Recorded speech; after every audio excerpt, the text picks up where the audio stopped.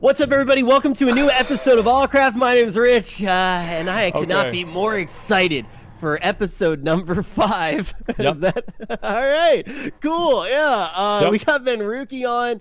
We were very excited to actually have Venruki on the show for a while. We planned to have him on last week, but right when that happened, Alpha came out, and we decided that we were just gonna kind of sit down and play. Well, they did. I didn't have Alpha. Just got it today in time for Torgast. Very excited. Yep. And Venruki, I actually kind of want to start with one of the things we planned to talk to you about last week and then kind of maybe move into Torghast. But I know the one thing that was definitely on your mind with Shadowlands was PvP vendors. So I kind of want to start off there. Just jump right into it, right? Yeah. Hell yeah. Yeah. I mean, I've been thinking about this a lot. PvP vendors are obviously something that we've been asking for a while. I think it was back in Warlords. I made a State of the Union about 6.2. wars. I read long it time on ago. stream. Oh, did you? Yes, it was very good. Yeah, that's awesome. So yeah, I made a State of the Union talking about PvP rewards and how I just felt like they weren't really up to snuff because, I've been playing the game for a long time, and back in the Burning Crusade, Wrath of the Lich King, Cataclysm, PvP rewards felt very prestigious. They felt like they actually helped you in PvP, and I feel like we've really gotten away with that in the most recent expansion. So that was an announcement that I'm really excited to see how they implement.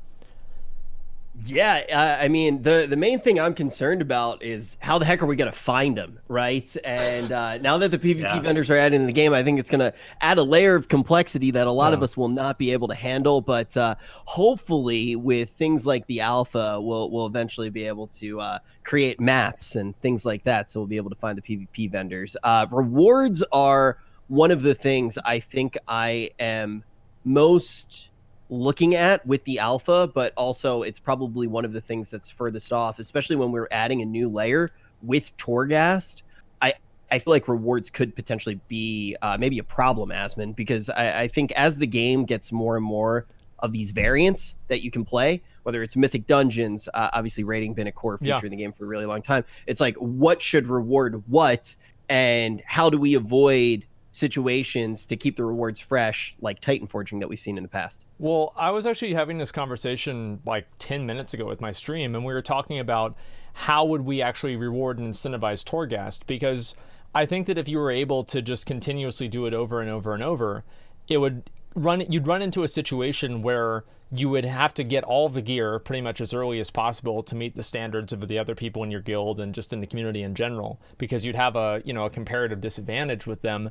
And then also, if you just give them everybody, you just don't have it at all. You have an issue kind of like Visions, where we don't really have a lot of options to do those as often as we would want. And every single time that you do them, if you do it wrong, it's massively punishing. So I think that really Shadowlands, one of the main things that Blizzard needs to figure out how to address is how to manage people's expectations in terms of how often will they be able to do content with the rewards, and also how to prevent people from burning themselves out of content, which are two things that I think happen a lot. Dude, why does your stream have to point out that everybody is balding? This is one of the reasons I was scared to have ALLCRAFT on your channel, dude. Yeah? Every single time anybody's on your channel, instantly, it's just not even true. Well, it's not even true at all. I think they're just used to it. They're just used to saying it, so they see somebody else and they just say the same thing. I think that's probably what it is. It's messed up. Yeah. At least we don't have Disgusting. the situation that we had when Preach was on, and we had the stages of male pattern baldness from left to right on the screen. That was so bad. That was pretty rough. It looked like we were a podcast talking about male pattern baldness. But this time, we're definitely going to be a podcast talking about World of Warcraft. And Ben, I kind of want to, with rewards in general, I saw a tweet that you put out yesterday. I forgot to send it to Asmon to actually bring it up on stream, but it's a pretty easy one to just say. You pretty much tweeted something along the lines of, it's pretty sad when I go to my friends list and all of my PvP friends are doing anything but PvP because there's actually no rewards in PvP for us. So to go into detail with that, I mean, as we're going into Shadowlands, how do you feel with these PvP vendors? What do you actually want to see the rewards look like?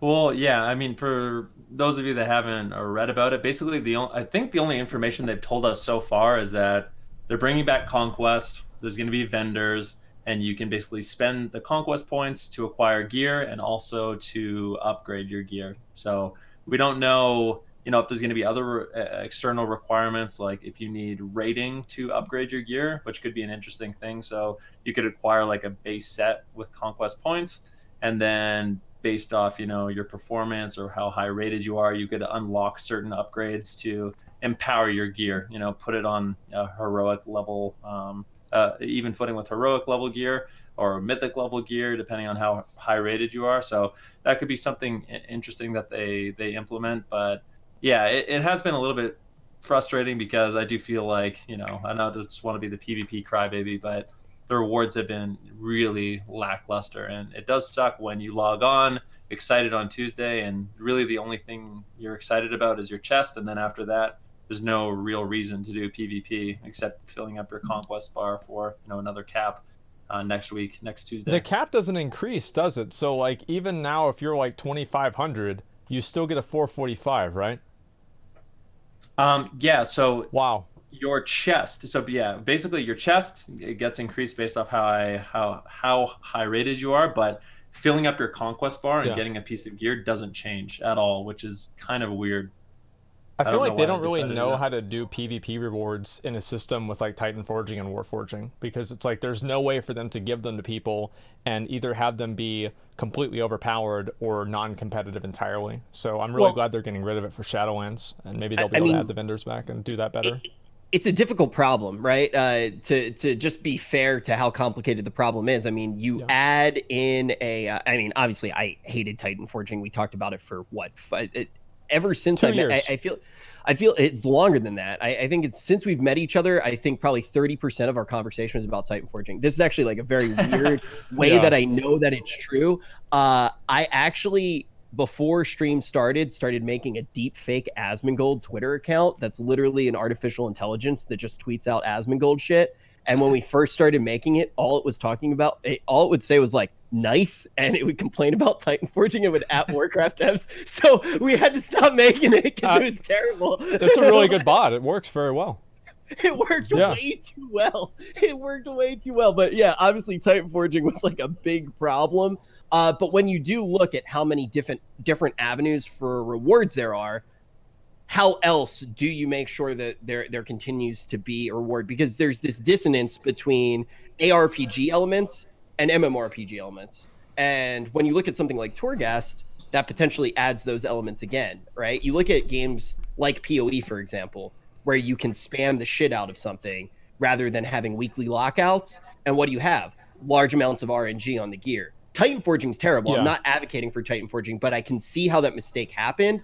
And now there needs to be a new solution as we get more gameplay avenues to actually get rewards from. Well, it's like a lot of times in PoE, another issue with that is that the amount of investment that you'd have to make in order to get a reward out of PoE is like 2 or 3 or 5 minutes per map. With like Mythic Plus and a lot of the other things in the game, you're either dealing with something with a very, very low drop rate, like what Venruki was saying, which is like the end of match rewards from Arena, which like they never happen. Like I've gotten one upgrade from PvP. Like I'm not a big PvPer, but I've done a number of games. I've gotten one upgrade from PvP the entire expansion that I use, besides an Azurite piece of gear. That's it.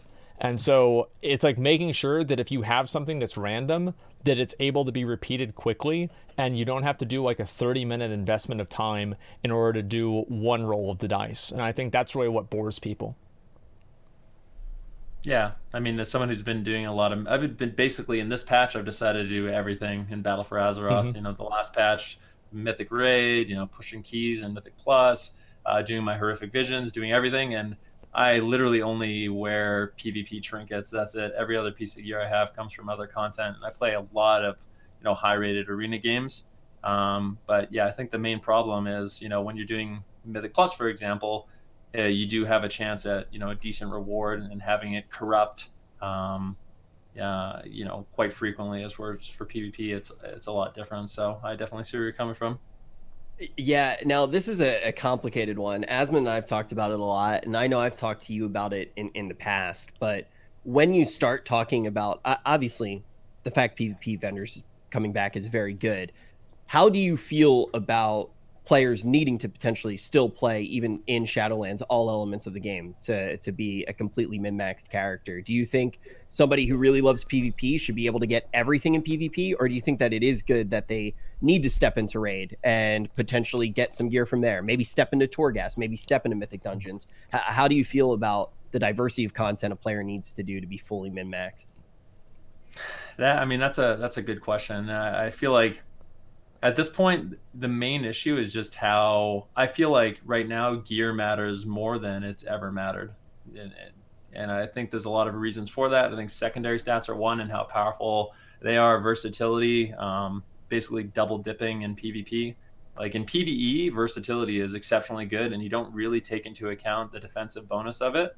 But in PvP, that gets, obviously you get the defensive bonus, which is really big. And then also it just happens to be your highest damage secondary stat, and you get a lot of damage from it. So I just think a big problem right now is I actually feel like secondary stats on gear are a massive issue, because in order to acquire all this, your ideal secondary stats, you really have to dive in and do lots of different things, and there's just not that many options specifically in PvP. But to kind of go back more on your question, I mean, I don't think it's that big of a deal if you want to be like absolutely, best in slot, that you have to do different aspects of the game and get rewards from different things. But I just think it's too far gone at this point. Like you have to do too much, and it's because you just can't find the secondary stats or the proper equipment that you're looking for in just one aspect, if that's what you like to do. You guys have seen my list that I have on the wall of all the different chores that I have in game to do, and I literally have it written down on a whiteboard. And the funny thing about that is half of it's full, and I don't even have anything from 8.3. And it's absolutely insane. Like the amount of things and everything you have to do now is insane. And also, it's like there are the repeatable things that would help you even more, like getting the best in slot corruptions. I know that's like a really big deal for PvP too. And like the random stats on gear that you get from the PvP gear itself, it just feels like you have to continuously always play the game. And I think that's a good thing to an extent, but BFA just went overboard with it. I mean, you can compare BFA to WoD. Like in WoD, I think you had to have the least amount of investment in a long period of time in terms of getting all of your gear. But at the same time, just because that was too little and BFA is too much doesn't mean that I think Shadowlands can do something better that's in the middle. But there are just too many chores in the game and too many different things that you have to do in the game in order to remain competitive, especially at the beginning of patches. Well, sadly as well, there wasn't necessarily an end to it. I think one of the problems with BFA was, you could be doing all of those chores, and you could just get completely cucked by RNG and never get your best in slot. There was too much. RNG is not a bad thing. Compounding RNG with no definitive end, no deterministic way to achieve those goals, it is bad. So I think that even with a system like corruption, if you could guarantee over time that you got the corruptions you need, I think that changes things a lot, Ben. Yeah, for sure. I mean, that's another tweet that I sent out. I had the realization. I don't know why it took so long for me to think about it, but realistically, I could play BFA all day, every day, clear the Mythic raid, do my visions, cap in PvP, do Mythic Plus, and I could actually never get the corruption that I'm looking for, which is pretty insane to me with how much I play. I mean, I still have yet to this day gotten my best corruption for PvE or PvP. I haven't gotten a single piece of any of them, which is it's pretty outrageous. I know I have friends that I raid with that complain that they haven't gotten a single upgrade in 9 or 10 weeks of playing, and I just feel like the randomness it's out of control. So I definitely hope something like that gets addressed. Well, they added the system where your corruption from visions is always your item from visions is always corrupted. And I thought that was great. I was very happy about that. It made it slightly better, but you're still running into the problem. Like for me, I have 2 tier 3 Twilight Devastation pieces, and I really can only run I can only run like basically a rank equivalent of a 5 and not a rank 6. So I'm just sitting there waiting for my corruption level to go up. And so in 5 weeks or something like that, I'll be able to use both of the pieces. But until then, I'm just sitting there. And so you have like the compounding RNG of, does the item drop? Does the item have the right stats? Does the item have the right corruption? And does the item have the right level of corruption? So it's like 4 different things that you all have to get all in a row and get those stars to align. And then also, speaking of stars, like you can have a fight with infinite stars and you do 3 million less damage than somebody else who has the exact same thing. That's crazy. Yeah. And I think the other thing as well is just the whole fun part of corruption, in theory, is bringing the right corruption for the job. I think if there was one thing about the system that in theory is cool, it's like, okay, infinite stars is really good on a long dragged out boss fight, but I might not want it in another scenario, so I'm actually going to be switching them. But a system like that completely falls apart when you don't have the utility to do it. I had kind of hoped that they learned that after the Legion legendary system, because there are a lot of similarities into how that functioned. When you had all the legendaries in Legion, it felt really good. It was a fun game. Yeah, really fun. Really great. I mean, I remember some of the legendaries and actively feeling good about using them. And I just hope that we don't find ourselves in a situation like that again with rewards. I think rewards are some of the scariest things. The other scary things are obviously covenants, but I feel like there probably is more to talk about in the way of rewards. I mean, Asmon, you've talked about it a lot, but how do you feel kind of about the same question that I asked Ven about stepping into all aspects of the game versus being able to focus and be a player who really just goes about that aspect that they love? I think that the answer that Ian gave to that was actually a really good one. And he said that any player, if they want to focus on one element of content, is going to be able to get pretty much 95 or 90% of the way there. And maybe to get that last 5 or 10%, they'd have to step outside their comfort zone and play a little bit more of the other types of gameplay, which I think is good, because if you allow people to have like their own separate ecosystems in the game, I think what it ends up happening is that you have like this ecosystem envy that happens. And so you have people like Ven, who's mainly a PvPer, and he's spending all of his time doing raids. Like, that's not how it should be. So I think making sure every single different part of the game has something that's really, really good at rewarding is important. But the problem with that is that if you design for that in the same way, you run into an issue where people feel like they're compelled to do their 3 island expeditions a week. And that's really boring too. So it's a very fine line that Blizzard walks between making everything viable all the way and then making you have to do everything because each different little thing has its own comparative advantage. And if you compare that to like what we had in Wrath, for example, I think Wrath is a really good example of an expansion that did PvE and PvP gearing well, kind of, is because you had trinkets that you could use in PvP, and they were PvE trinkets and vice versa, but they were very, very few and far between. Like there's like maybe 1 trinket or 2 trinkets per class, and it wasn't super common. And I think that merging is okay, but something like what we have now or what we had in Legion where it was just item level, I don't like that at all.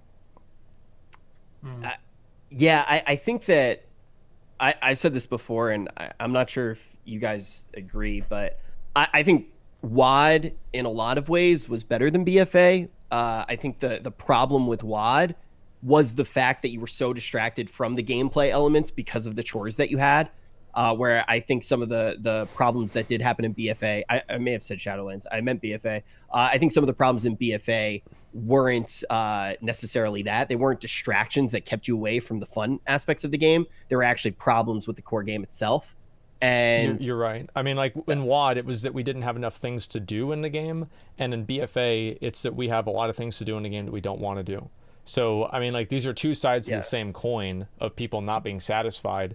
But like ultimately for a raider or for a PvPer, especially somebody who likes deterministic gearing, I think many of them would have enjoyed WoD a lot more than they enjoy BFA because they don't have to spend as much time invested in, a dozen different things.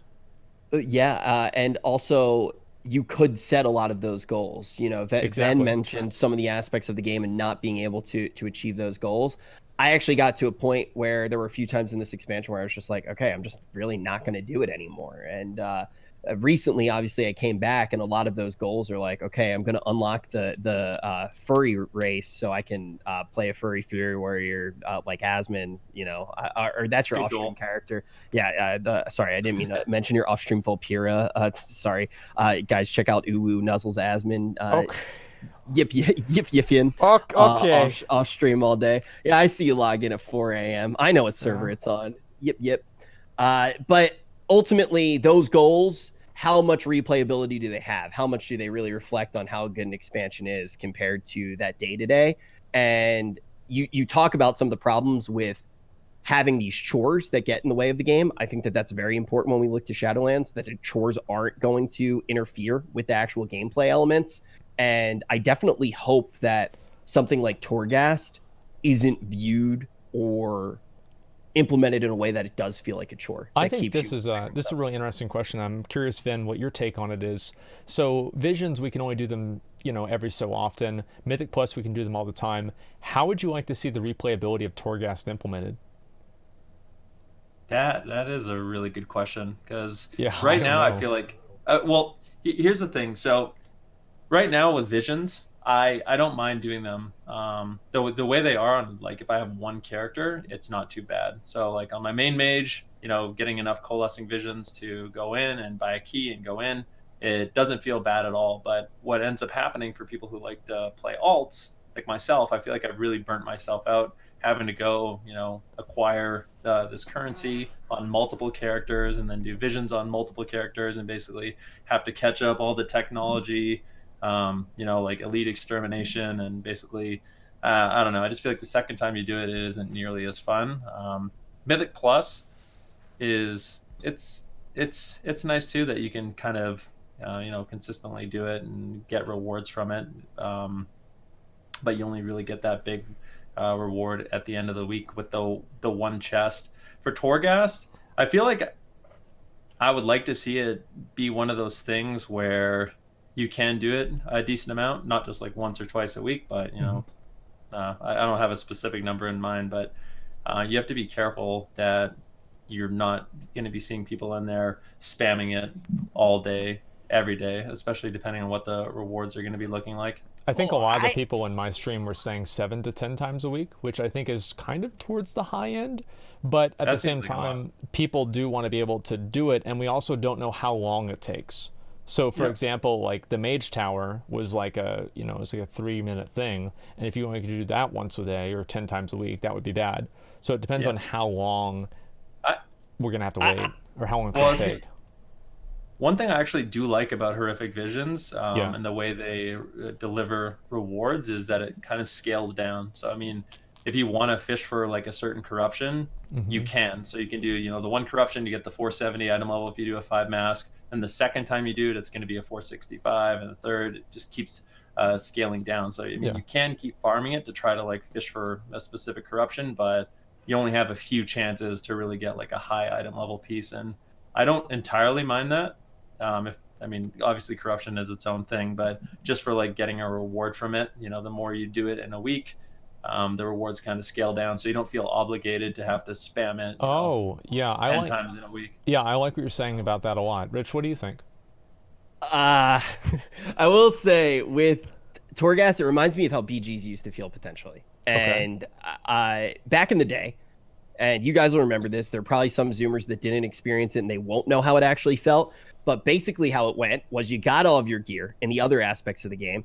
And then you said, I'm going to show every single person in the World of Warcraft just how big my dick is. And you would go into a battleground and you would just tear people apart and they would stand no chance at all. And that was the true endgame victory lap. That was the enjoyment. And I look at Torghast and I go, wait, I'm going to be able to do it again. It's not necessarily against other players, but I'm going to be able to push deeper into the tower. I'm going to be able to make stranger things happen, because even with just a limited amount of gameplay, I feel like we pretty quickly saw that the rewards on floor 25 were way sicker than the rewards on floor 1 or 2. I'm pretty sure every time I actually, just to check rewards, because I wanted to see them and I knew we had a limited amount of time to test before the show, I just kept restarting runs. Like I let Ven play and I watched them play, and then I just kept restarting level 25 runs to see what some of the different rewards were. Every single level 25 reward was incredibly cool. It was like making your some of your abilities. Instant cast was a pretty common one. Increasing the amount of I was playing on a warlock, so spells actually increasing the amount of physical absorb that they were giving me, or just absorb that they were giving me rather. They were big rewards, whereas floor 1, a lot of the rewards were just straight up getting the Phantasmoria or whatever it's called. So I like the idea that you can push deeper to make crazier runs and actually have it as the end game reward in and of itself. Something like that, though, begs the question of how repeatable should it be? Because if I want to go in there all the time and spam it, is that bad? Can it become too saturated? I think it could be to an extent, especially if it's like it's very punishing if you do it wrong, and then players feel like they have to hyper optimize it in the same way of like Mythic Plus. So I don't know exactly. I think the problem really that Blizzard's going to run into there is that any decision they make is it's not going to make everyone happy. It's like there are some people that want to just be able to do it as many times as they possibly want, and then other people who want to have it be like a once a week thing. But I do think what Venruki was saying about alts is really important, because if you look at, for example, Mists of Pandaria, in Mists of Pandaria, after you got exalted with one character, you were able to use a commendation on your entire account, so it helped you get the reputation on the other characters more quickly.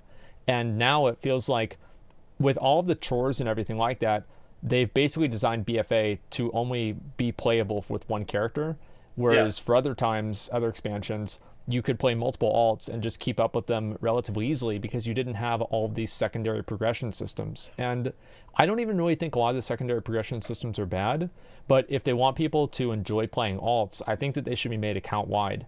And that's why I was glad to see them at least take a step with making the account-wide essences, even though I didn't really like the solution that they came up with because it wasn't truly account-wide.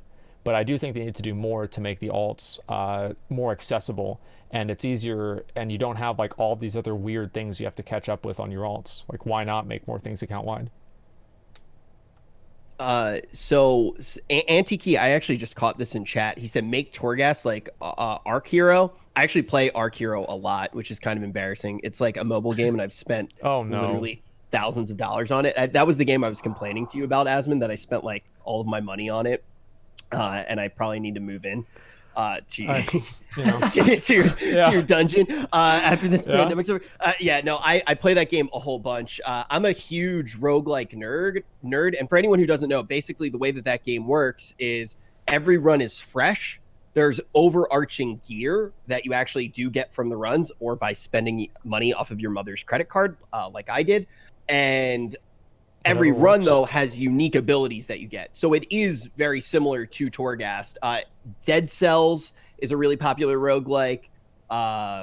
Rogue Legacy. There are a bunch of different games like that. Yeah, that's actually a really good idea. Maybe we can get sponsored by Arc Hero and have a special Torghast episode, Asmon. I wasted thousands on this game, and you can too with my code. Use code ALLCRAFT. After you spend the thousands of dollars, you won't want to play the game anymore because you felt like you beat it. Yep. Just spend the money and save your time. But yeah, in all seriousness, those games, I was actually saying this to Ben before we even started the stream. Those are the games that I hope that they are looking at, because just creating the crazy scenarios that happen, whether it's the different abilities that you unlock, the found power inside of the tower run, the way those interact sometimes, they're fucking fun, dude. Like, I did like 3 runs. Like we've all done Torghast now, right? Mm-hmm. Yeah, it's fucking awesome. Like, it reminds me almost like, I remember in Antorus, I wanted to play my Demon Hunter because you had like the interaction between like the helmet and then like the legendaries and everything, where you could just continuously I-beam, and it was like really cool whenever you were able to put all those pieces together. And I think Torghast kind of gives people that experience, but it's a little bit different every single time. And I liked all of the effects that I saw too. They were really cool. Yeah. Do you think, Ven, do you think that going as deep as you possibly can, do you think pure deepness, going deeper, is enough of a reward in itself? Because that's something that potentially does allow for a lot of the replayability. I saw a lot of people in chat saying that they like to go deeper. They were talking about it, and it seems like it's a reward in multiple areas of life. Do you think that you can cap out some of the rewards in Torghast and then have that second layer that's just about going as deep as possible? Yeah, literally just flexing. So one of the things about visions is originally they were super fun to me. Like, as I was first getting into them and I was getting the upgrades on my table, and I cleared it with 1 mask, 2 masks, 3 masks, 4 masks, and then eventually 5 masks. Like, it was very exciting. I loved the fact that it was challenging. But then once I got my cloak to 15 and I had everything unlocked, everything kind of just felt like it was really, really trivial, and then it got really boring again. So that's one of the things that excites me about this content, is it's going to remain challenging. And if I want to just kind of push the limits, of my character and test out like a new gear set or new trinkets, or just kind of fish for, the ideal run with new abilities and upgrades to my character, I think it's just going to be really, really fun for, you know, the replayability of it. And kind of talking about gear, it seemed like, for at least from what I experienced, the upgrades you get they're massive. You know, like 15% increase in your haste. It's ridiculous. 30% on your mastery. So I feel like what they've done is they've created this environment where you can go in and not have the best gear, but if you kind of work through the lower levels, you can, you know, get on kind of an That's a really play. good insight. I like that a lot. So you're saying like people that have worse gear, it would be easier for them to like kind of catch up effectively. Yeah. Yeah, that's actually really good. I will say I'm not sure how I feel about, and I'm not sure if it's probably just a testing thing. Maybe it's the actual way. For anybody who hasn't gotten to see Torghast yet, obviously just came out. The way that it works currently, if you queue on normal, you start on like the first floor and you work your way up and you get those rewards. If you start on normal, or sorry, it's normal, right? It's easy, normal. You start on right normal now. is floor 1, heroic, or I don't know. Heroic Like the 3 25. difficulties is 25, one. and then the middle one's 13. Oh, it's 13. Yeah. Okay. So the thing is you see, like Ven was saying, you just forgo getting those rewards. So it goes 0, 13, 25. I don't think that that's how the actual difficulties are going to be set up. I think that that's probably for testing purposes. The only big thing that one of my big like takeaways instantly when I was playing it was I hope that the resource, the Phantasmario or whatever the heck it's called, the ectoplasm, the purple ectoplasm that drops, that's a pretty powerful resource within it. It's purple. It's definitely purple. Wait, are you trolling? I think it's red. It's purple. Okay, it's purple. Let's move on. I can't believe that. I feel like that's the first. The purple goo that you pick up, the Phantasmagoria or whatever it's called. I hope that they actually make it so you just automatically get that. I mean, that's obviously not a huge deal, but I feel like having to loot each time is pretty annoying. I hope that that's just instantly placed into your backpack as you're moving through. Oh, kind of like how in Visions you get the mementos for killing the mobs. Yeah, I mean, my like, did you play Metamorphosis at all in PoE? Yes, and I remember before they allowed you to automatically pick up the organs, it was obnoxious and annoying, and it took half the map. Yeah, I don't want that to happen. Yeah, basically in these towers, and also there is a thing that Ven and I actually ran into. This is actually funny. So I was watching Ven stream as I was playing, and we both got a legendary like component drop at the same time, which is interesting. Not exactly sure what that is. And then we also at the same time got hit by the Torgast or whatever his name is. Oh my god! You guys had him spawn? Yeah. So what does he look like? Is he like that really, really big monster? He looks really cool. He looks like a minion from hell. Like if Diablo had armor, he just roams around. And yeah, basically, I think the way it responds if you get 3 deaths, it basically is just a mechanic they added, so you're screwed. You can't do anything about it. He takes I think maybe if you're taking too long, he might spawn as well, but there's no time limit as of right now. He is huge though. He basically takes up your entire screen and just one-shots you. So definitely one of those mechanics where you're like, okay, if I spawn him, it's pretty much done and dusted unless I can run away from him and run to the end very quickly. I think I spawned him on floor 25. I actually don't think I got past floor 25. I didn't either. Like, I didn't get past the 2 mobs. Like, I have no idea how to play Demon Hunter. Like, there's 3 buttons, and I only know how to use 2 of them. So I was trying to kill the first 2 mobs, and after a while, I was like, okay, well, let's see how many times I can die and see if I can spawn the guy. He never spawned, so I'm actually, like, really kind of curious what it's going to look like whenever he's there and kind of running after you. I'm assuming that's kind of how it works, right? There's more than one of them when I spawned them. There was, like, 8 on the map. Yeah. Wait, you spawned 8 of the big dude at once? Shit. I saw at least 4. Wow. 8 I threw that number out there, but I saw at least 4. Oh my god. I don't know if that's on purpose or not. That's actually terrible. Yeah, that's actually one of those things where it's like, is it a bug? Not necessarily sure right off the rip. I'm actually, there are multiple things I'm concerned about now. I'm obviously concerned about that, and also the fact that I'm apparently colorblind, and this thing was... Maybe I am too. I have no idea. I actually am, I might just be colorblind. My dad is. Maybe it just apparated late in life. Yeah. People have said that I'm a late bloomer, but all in all, Torghast is something that very excited for. As of right now, I'm pretty sure you can only play it's Mage, Warlock, Demon Hunter, and then one more class, right? I think it's Priest. I'll double check right now. I'm actually right here. So, yeah, it's Priest. Yeah, so like a limited amount of classes can actually play it right now. I mean, are there any big things that you want to see as rewards potentially though in Torghast, Fen? Like, is there anything where you're like, this makes sense to have this reward be in the game in this avenue of play? That yeah, I'm not entirely sure what they should do for rewards for this place. So far, I think I've read that they're going to be adding like crafting reagents from Torghast. I think you can get like some powerful crafting Well, you get reagents. Did you guys get the legendary reagents? So, Yes. Yeah, that's what that is for crafting, right? Yeah, you use those, and you're able to craft certain items that are legendary pieces of gear. And That's I'm really assuming, did you guys see the tweet? I think it was from Holinka or someone, and they were asking what set bonuses did you previously like, or trinket affixes did you previously like that you'd like to see put back into the game. And I think that's what they're looking at doing with the new legendaries, is like using the new legendaries to implement old affixes and old trinkets and tier set bonuses back into the game. I think that's a really good line to be following right now. I mean, obviously, we know that gear has the potential based off of what we heard Ian say as well in the interview with Sloot, which is kind of one of the main points of contact that we really do have right now.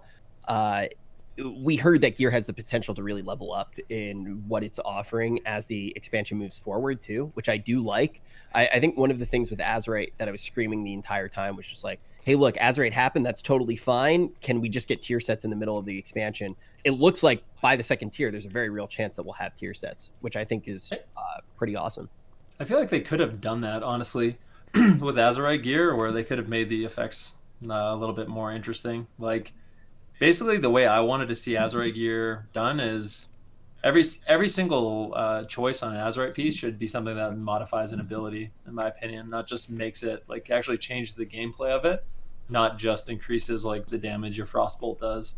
I think those are really, really boring, but if it had been something like, your Frostbolt now generates 3 icicles, is just as an example, or, something that just fundamentally changes the interaction the ability has, they could have actually added new ones every single rating tier. I think it would have sort of served as an acceptable substitute for set bonuses. Well, how do you feel in general about like the unpruning? Like now that you've probably played the alpha a pretty good amount, like do you feel like it's been effective, or like kind of adding some of those things back into the game? I'm sorry, you cut out there. You said the unpruning. Yeah. How's that felt to you? Well, I will say it looks better for some classes than others. So for some classes, they look, absolutely insane. Some that stand out to me are like Holy Priest, for example. Holy Priest seems really, really exciting with, all the stuff that they got back from their Shadow Kit, Enhancement Shaman, Elemental Shamans, Warriors are one that sounded really, really awesome. And then there's some, I'm not trying to be crybaby, but I feel like Mage's got some of the, not as exciting ones. But Alter Time, I'm cool. happy like about that, right? Do you like Alter Time? Yeah, Alter Time is really cool. That's probably the biggest, coolest one that I've seen about Mages. Yeah, so you have like Alter Time, which is awesome, and then you have like Fire Blast, which isn't as exciting, but it's still nice to get some of those tools back. But yeah, so I think in general it's been an overwhelmingly positive change, but I'd like them to go in for some of the classes that haven't had as good of changes or re-additions to their toolkit and take a second look. I feel like the only class that I've seen people really complain about a whole bunch so far, I think I saw a little bit of preach it a video like Shadow Priest sucks, here's why. And basically was talking about insanity potentially needing to be reworked, which I understand where he's coming from with that. And then feral druids. I actually like the idea, and I'm gonna like trigger a few people right now, and then I'm gonna laugh at them. I like the idea of feral druids always being the worst spec in the game. Like, I actually think that at this point they should purposefully make feral druids as bad as they possibly can be, and like just continue to make them terrible, more and more terrible. Yeah, like if you're gonna be that damn annoying, there's got to be some sort of a trade-off. It's like, if you have like really high survivability, you have bad damage. Well, ferals have high annoyance, so they have to be bad at everything else. Yeah, like think I about agree. most of the people who play feral druids. They're Yeah, like come dying, on. their hair pink, their girl, they got like they got like life-size Barbie dolls. Like they're weird people, and I think that feral druids should just be made worse and worse and worse. And then what will happen is all the hipsters will play feral druid, and they'll be super annoying. And then you don't have to invite them to your group, and it'll actually take a lot of toxicity out of the game because all the feral druids will just be in their corner, and then eventually they'll release a reward like in Firelands where it's actually really cool. And then everybody will play Feral Druid and then complain about it again. And it'll just create a lot of content. I think that's probably the best thing to do with the class for now. I think Blizzard actually does a really good job at like buffing and nerfing things to make people mad and then keep them always emotionally invested in the game. Like this is something they've been doing for years, and people still think that Blizzard is actually trying to balance the game. I don't think they've been trying to balance the game for years. I think their main goal is just to keep people like, okay, like hopefully every patch notes, like you're not really looking to see if the game is balanced. You're looking to see if your class is OP. It's like, okay, am I going to be able to have like this badass class and just be able to just completely dumpster people or not? And so, like, I like the idea of rotating around and doing that sometimes, and I think that games that do that is a good thing. But some of the times in like BFA, like I watched this video, it was a meme video, but like it was showing how like warlocks were just like far and away like very powerful for the whole expansion in like different ways. And it's like you have to have a little bit of balance there because whenever there's basically a hero class, it makes all of the other classes, you know, comparatively not as fun to play. So it's important to make sure that you're doing both of them. Yeah. Oh, so you're watching the video on stream instead of playing the game yourself? Well, yeah, of course. Oh, okay. So I do want to say kind of along the lines of that, I think it is a real idea to think about the idea of the class feels good when you feel like you're getting away with something. It has to be done within the bounds of not completely ruining the game for everybody. But I like those moments where you have class envy and you're like, wow, Warlock looks insane in this patch.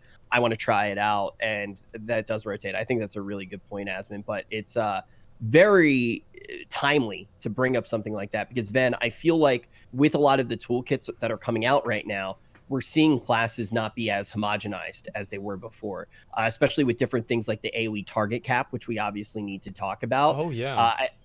There are very different toolkits now potentially going to be available to each class, which means not every class might be good at every form of content. Whether you see something not be good at dungeons now, but really shine in raid, and maybe see something not shine in either of those, but look really great in PvP. Do you think having non-homogenized classes is something good, Vin?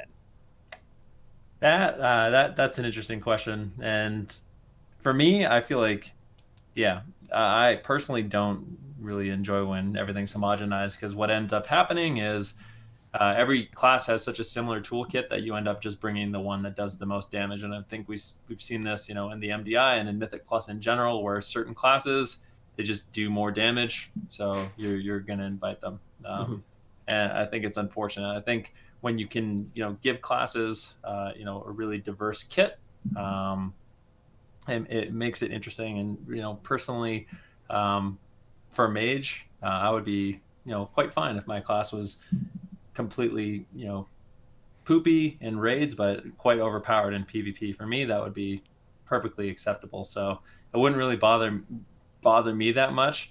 But in all seriousness, like I think that's a really difficult thing for Blizzard to do because you know, if you are someone who really wants to play specifically just, you know, an arcane mage, but you suck in most of the content in the game, I mean, that ends up not being very fun. So I think they have their work cut out for them, but ideally every single spec should be, you know, decent at all content. I think that the AoE target cap is really kind of interesting. And I remember whenever I saw it on Wowhead, the first thing I said is this seems like a cock.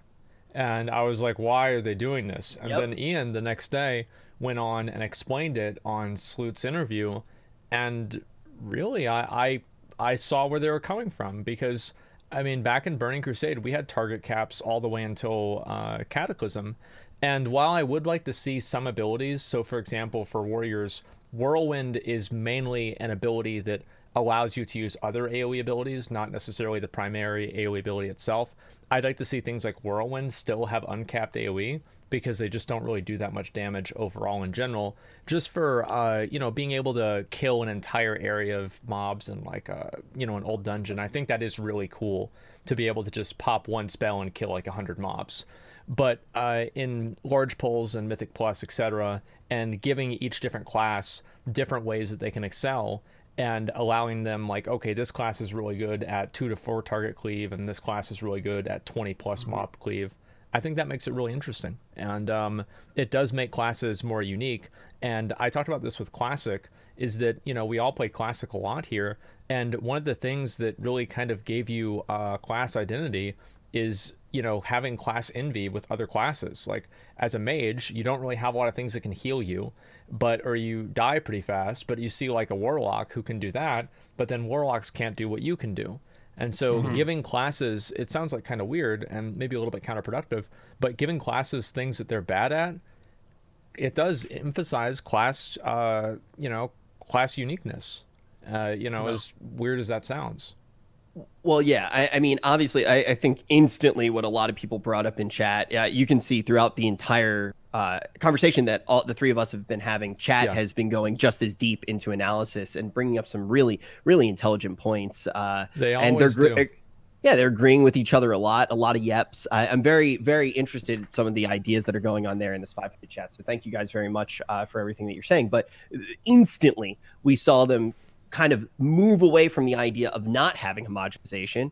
And I think it's for the same thought process that led us to it. I think homogenization is bad personally, but when you're looking as maybe a World of Warcraft designer at the game, and you see a bunch of people who want to be able to play their class and be able to do everything in the game, obviously you go, yeah, you know what? Let's give Shadow Priest something to deal with AoE so they can come to Mythic Plus. Yep. Because now that's an avenue of the game that we've made important. It's how you get your weekly chests out. We got to make sure that they can come.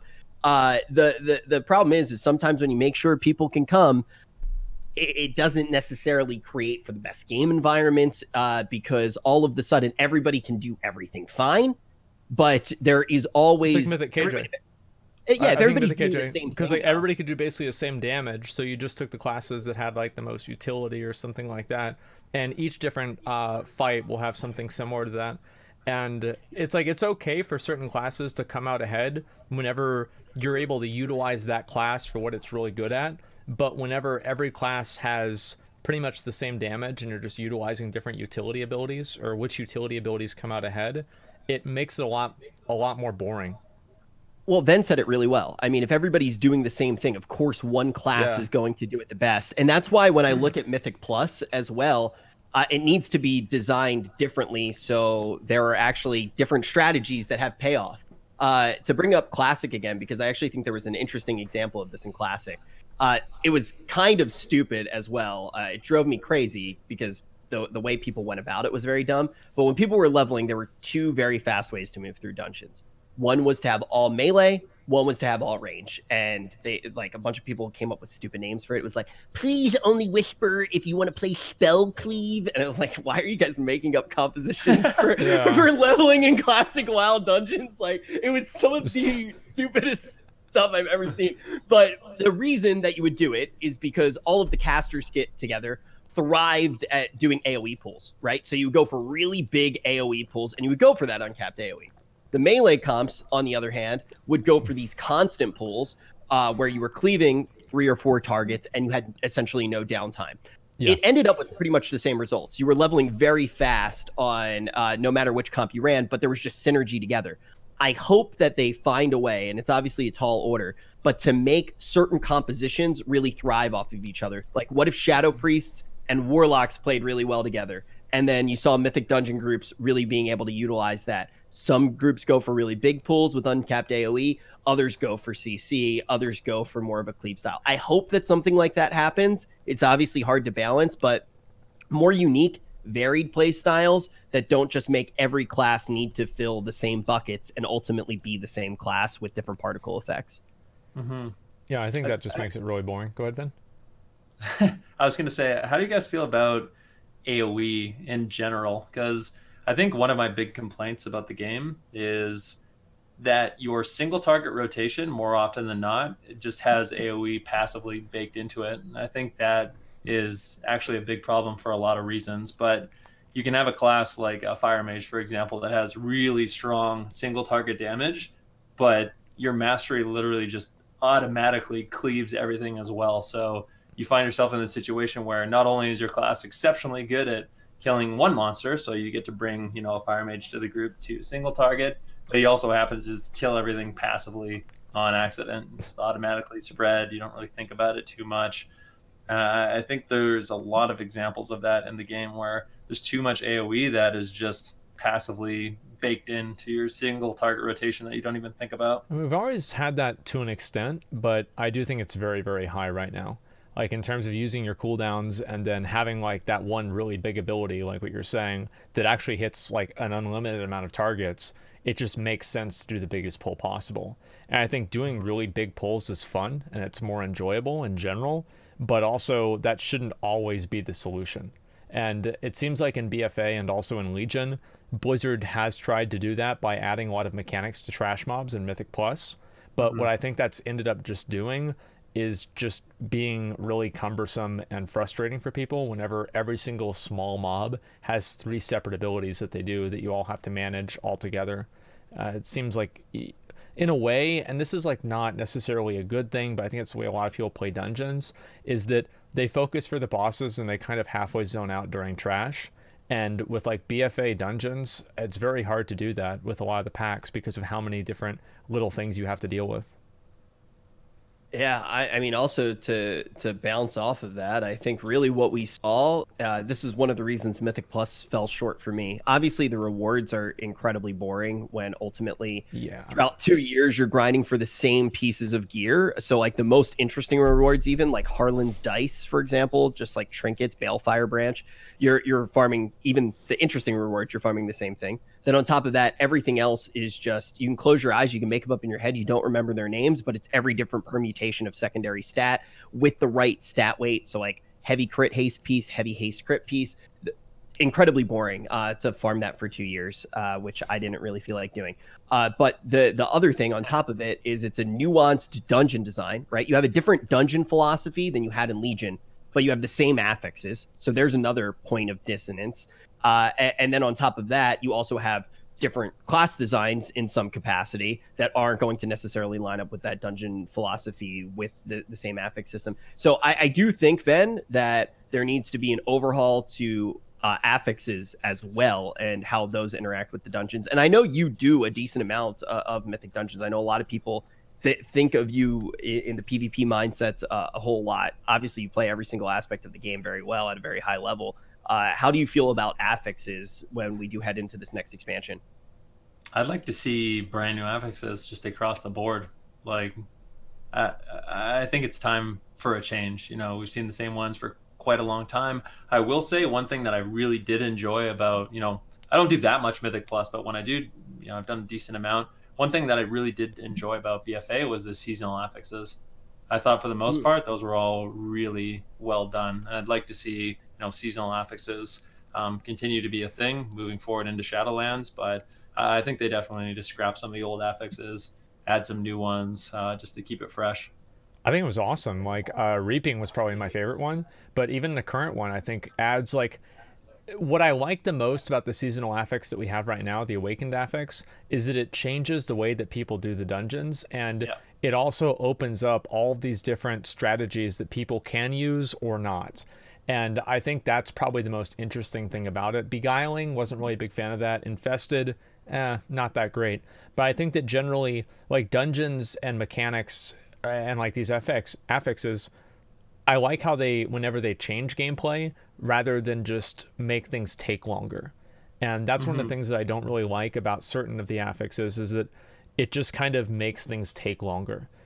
Bursting is like kind of on the edge of that, but especially bolstering. I really don't like dealing with bolstering, for example. What? I don't think anyone does. No. One thing I've always thought that they could do with Mythic Dungeons is, instead of affixes every week being purely negative, they could have more of like a kiss curse effect.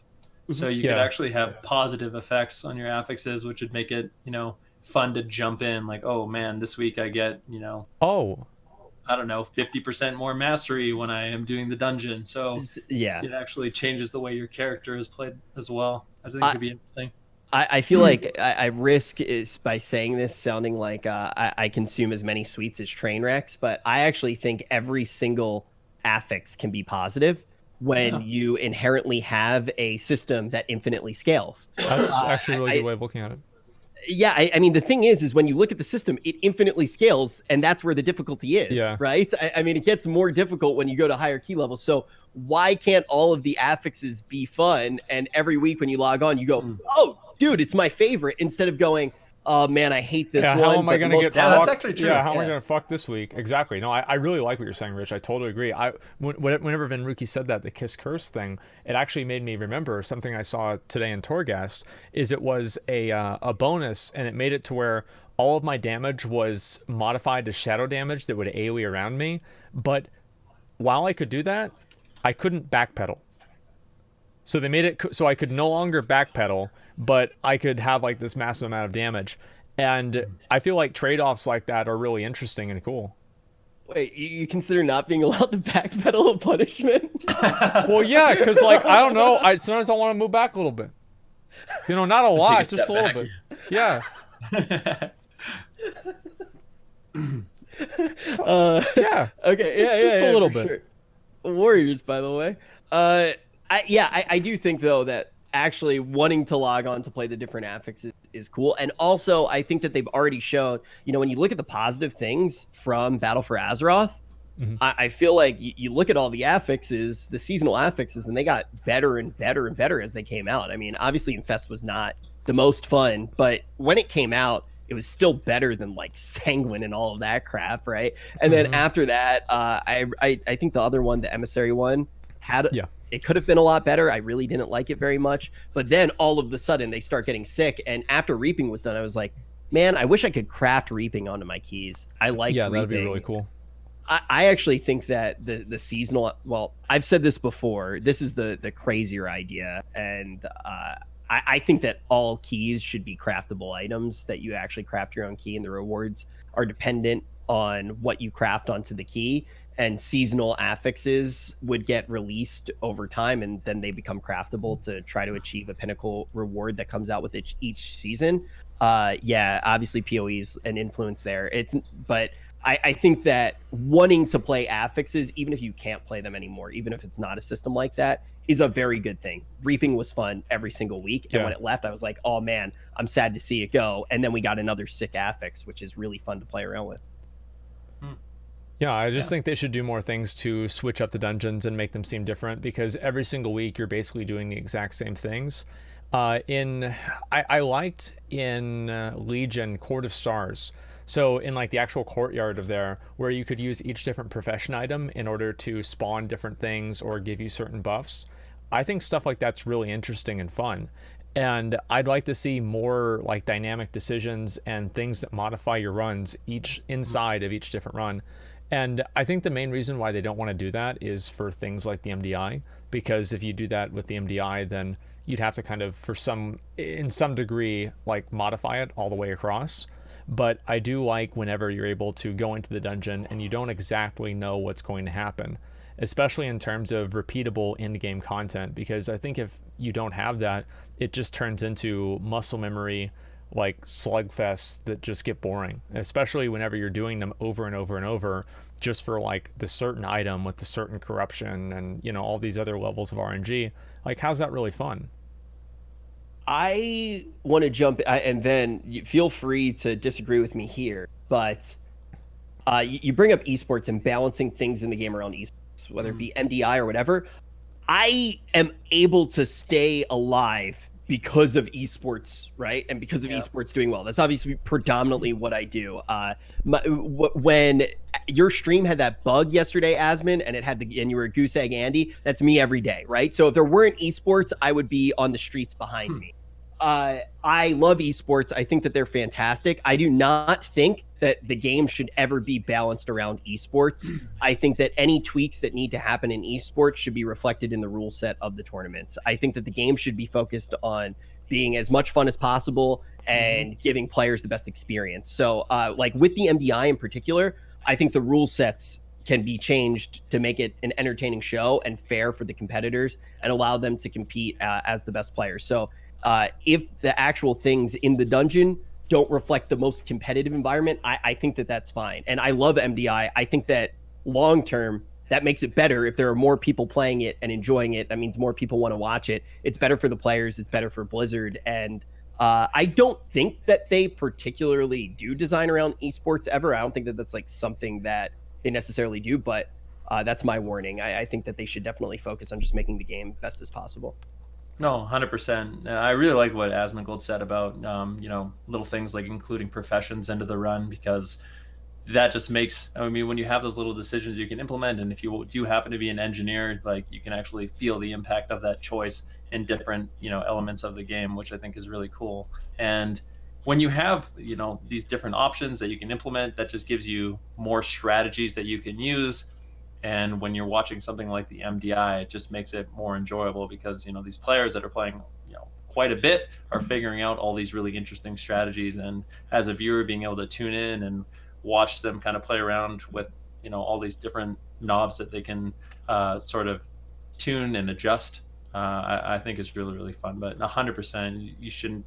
You feel like they did that in BFA, by the way? With what? You feel like they kind of made dungeons because of the MDI? Like they made changes to dungeons and like yeah, dungeon I do. philosophy? I feel like a lot of the decision-making process that they go into, especially with dungeons now, is intentionally with the MDI.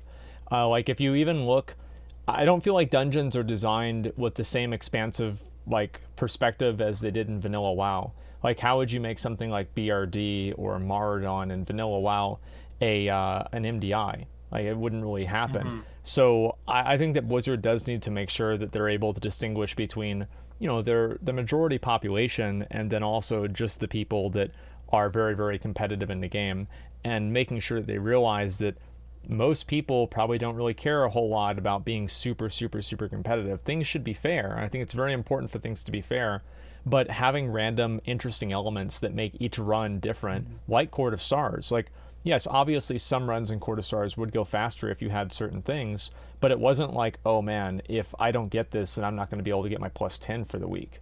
There were like 1,000 other variables that went into it before that happened. So I think that's basically where I stand, is that I think in BFA, they focus so much on trying to make the dungeons like playable in a competitive viewpoint and not necessarily enjoyable for players. And that's what they kind of had happen. Yeah, I think my biggest thing is just there needs to be an overwork to affixes, period. Regardless of what decisions were, affixes need to be overhauled, rewards need to be overhauled. I actually really like what you were saying about just the positive affixes in general. I mean, just playing Torgast for like an hour and a half, you know, seeing these crazy buffs. Like I'll give you an example of one for mages. So one of the best buffs that I saw is your Frost Nova doesn't break on damage. So when you Frost Nova something, you can literally just Ice Lance it 10 times in a row till it's dead, and the Nova never breaks. So I'm really curious to see what they do, you know, for Fire Arcane, all the different specializations and classes. I mean, obviously there's only 4 available now, so they're probably still working on a lot of it, but that made it really fun to log in. Like having your character just be really, really powerful instead of always having like these negative things you have to deal with that aren't really, you know, as much fun. I think would be a really interesting route to go. Yeah, it's obviously reductive, but imagine if you went into Torghast and all of a sudden you got to that red anima orb to select your reward, and it was just like, hey, mobs now have 10% more health and you get no additional rewards. Actually, you know what? That's a really good way of looking at it. Yeah, how much more would Torghast suck if every orb you had to click it, and it's like, okay, how's this one gonna fuck me up? And I mean, it would make it significantly less fun. And what you're saying is, like, if you're playing against a clock or you're playing against an infinitely scaling system, what's really the difference in making your character more powerful versus making the mobs more powerful? Nothing, because people are competing against each other. The system's designed with that in mind. There's no reason not to make the system make people feel like they're getting more powerful. I'll tell you, actually, the one thing that I didn't like in Torghast, there's only one thing. The one thing that actually annoyed me while I was playing is I had a debuff. So when you get to, I think it's when you get to like the end boss on each particular floor, I got a debuff that gave me minus 25% haste. And I felt that. It felt like my character was weaker. It felt like it was slower, and it just was way less enjoyable to play. So did you in any of the runs get the thing where every single mob dropped the purple puddle on the ground and it would just grow? No. I like didn't know what one caused of those. that. Yeah, that was really weird. It was like a sanguine that was tied to mob death, and it didn't really do much except be annoying when you were actually trying to click on the animal orb. So there were like obviously a few things that were a little bit off, but I already like submitted feedback and stuff like that, like in the alpha. But overall, I think a lot of the words were interesting. I said this to them before it started. I think the real way that it goes to the next level, and obviously we still need to get in Torghast more to see if it even exists yet already, but I think when the rewards that you get actually start interacting with each other is when it can really start being cool. And also, this is kind of an ambitious thing to say, they do release, like one of the rewards is you get this talent on your talent tree. If you already have it, select another talent. And like I got like the dark furry talent, so then I could spec an immortal coil, which felt really good. I had an extra way to actually deal with stuff on floor 25. But I think that's another reason that I would like to see a lot of the Covenant abilities be on the talent tree. Yeah.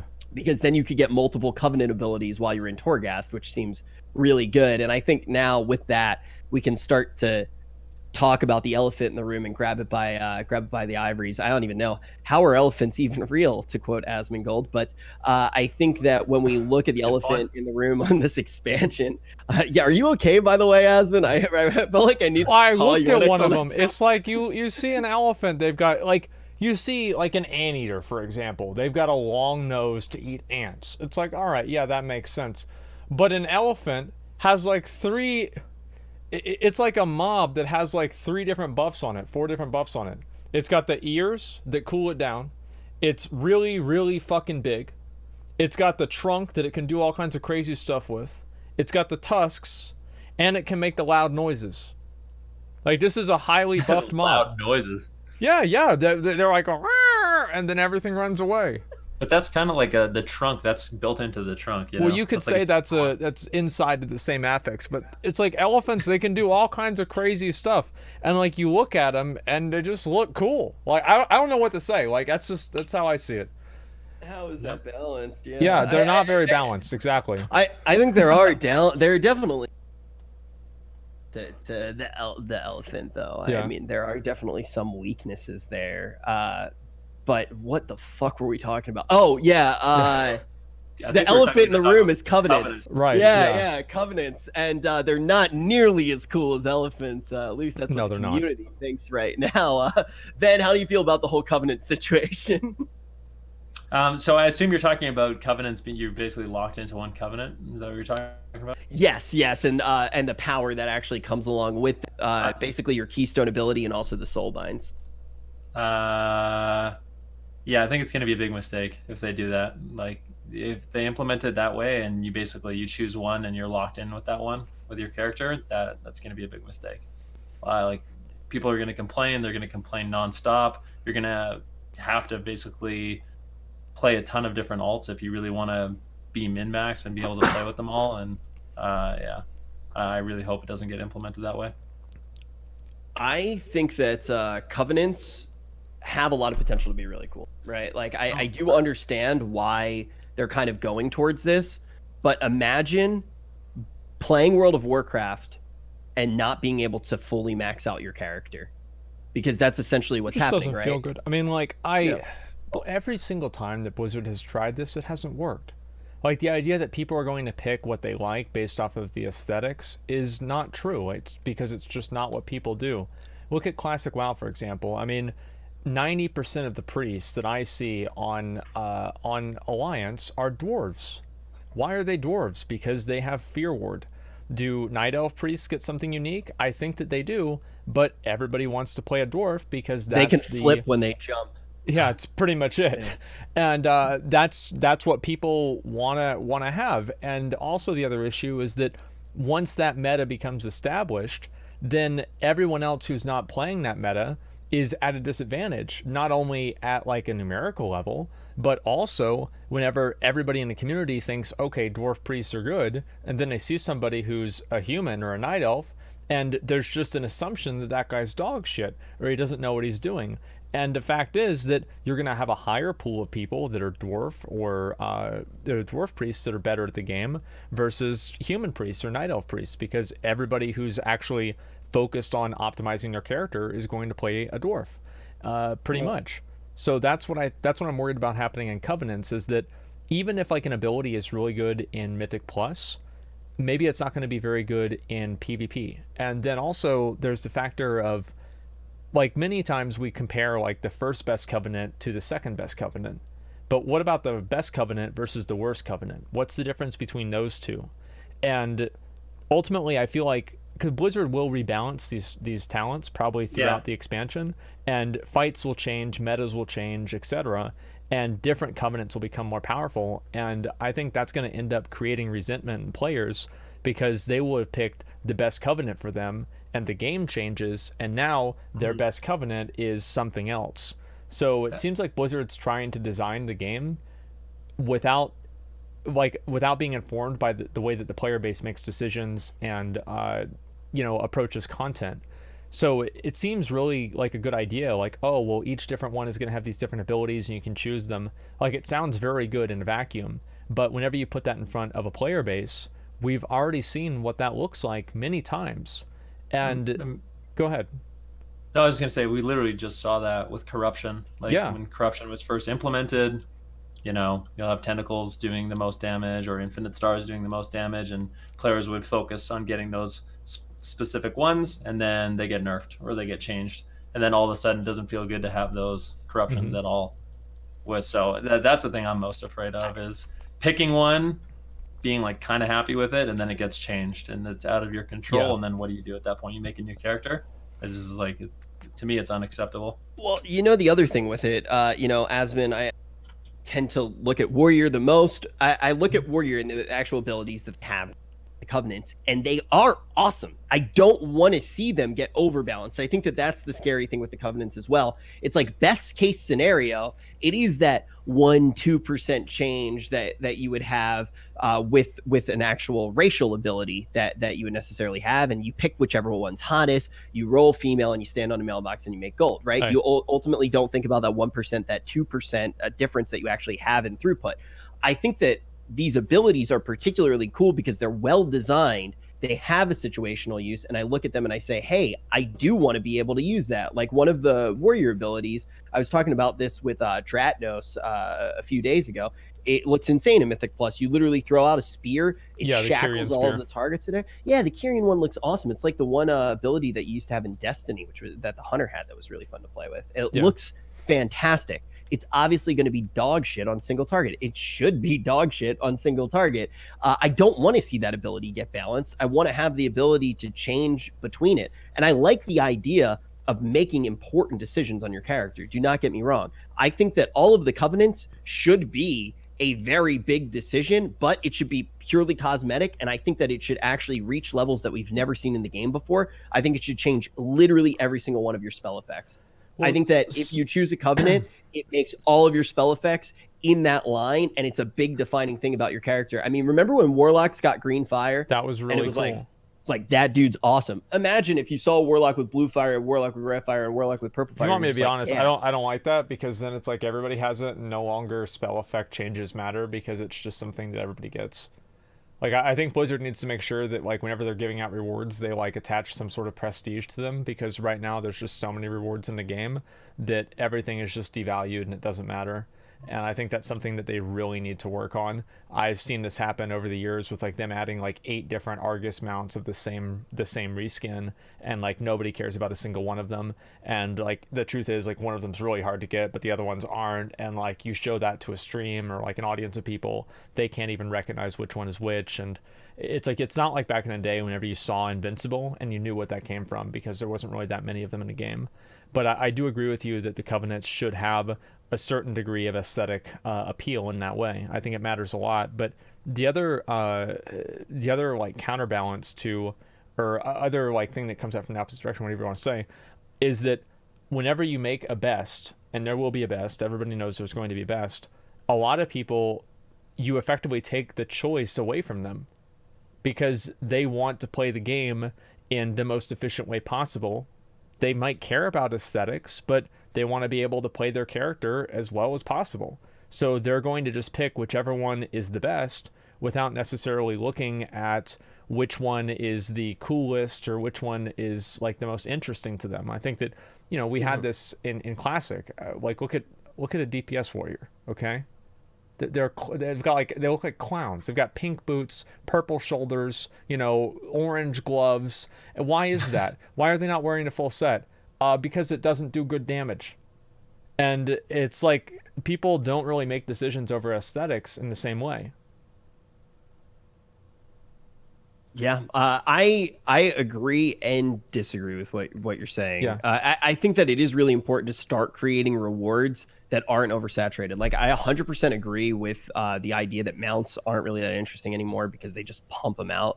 They lay mount ropes all day long. But when you actually do look at particle effects and spell effects, I don't really think that they exist yet, and I think that they can be a meaningful reward, even if they are locked behind something that's more difficult. I mean, imagine if Venruki, a top-level PvPer, gets rank 1, and with that, he unlocks a particle effect that's going to be on that's his shoulders. awesome. But if you give like everybody a particle effect with like the covenants, I just feel like that's too much. But I agree with your idea. Yeah. I just think anything that makes the covenants feel important but doesn't overly affect gameplay is good. I get the idea of wanting to affect gameplay, but like you said, we just don't play video games that way anymore. And also on top of that, there's an old adage in the game industry that basically says, hey, you change your game to match human behavior. You don't change your human behavior to fit your game, because it's impossible. You're not going to win that reward if you say, hey, this is the way that you should play this game, right? I think I was wrong. You actually can change the covenant. Is it like how does that work? You can change it. We don't know how much time it really takes to do that, but the idea is that you're not intended to change it regularly.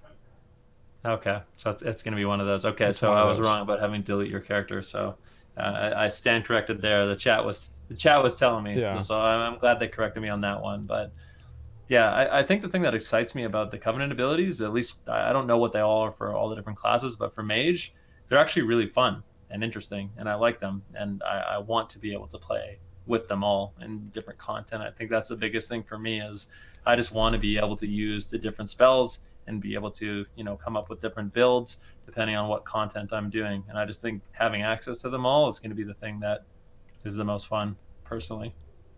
Yeah, I enjoy being able to make choices and have decisions. And whenever I don't have that, it just kind of makes the game slightly less fun, especially whenever I'm playing a bit of content and I know that I'm not able to play it at like the highest potential because of some choice that I made that I can't really go back on. It's like Azurite gear. Like if I have like a really, really good Azurite piece of gear and I have to respec it every single time, I don't know, it just doesn't really feel good.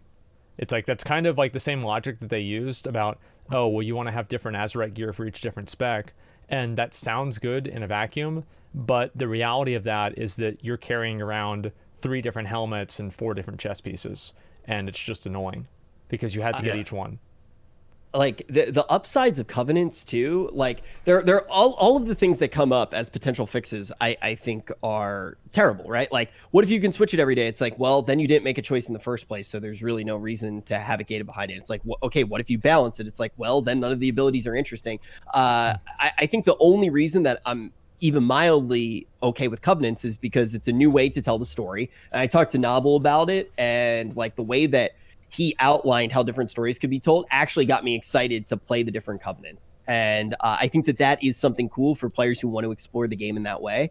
And also, I think having cosmetics in the game that are a little bit different than these oversaturated ones that only absolute pepegs would farm for all day. Like, I cannot imagine a player just trying to get maxed out on all the things. It's like the most... I don't know. It just seems really idiotic to me. I just couldn't imagine. But I really can't either.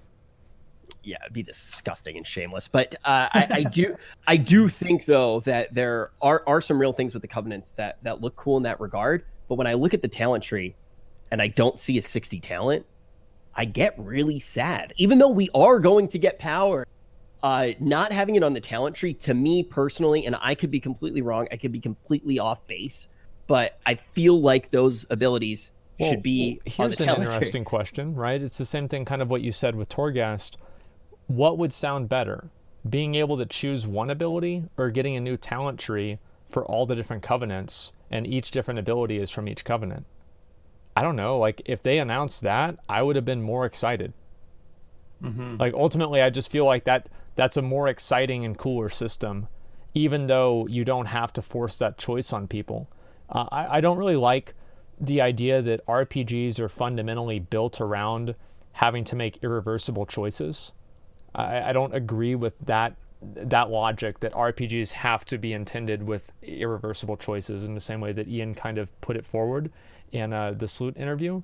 So I'd like to see just a new talent row. Like, I feel like that's what many people would want to see. Whenever I was talking about it before, that's what a lot of people in my chat said and other people that I talked to said.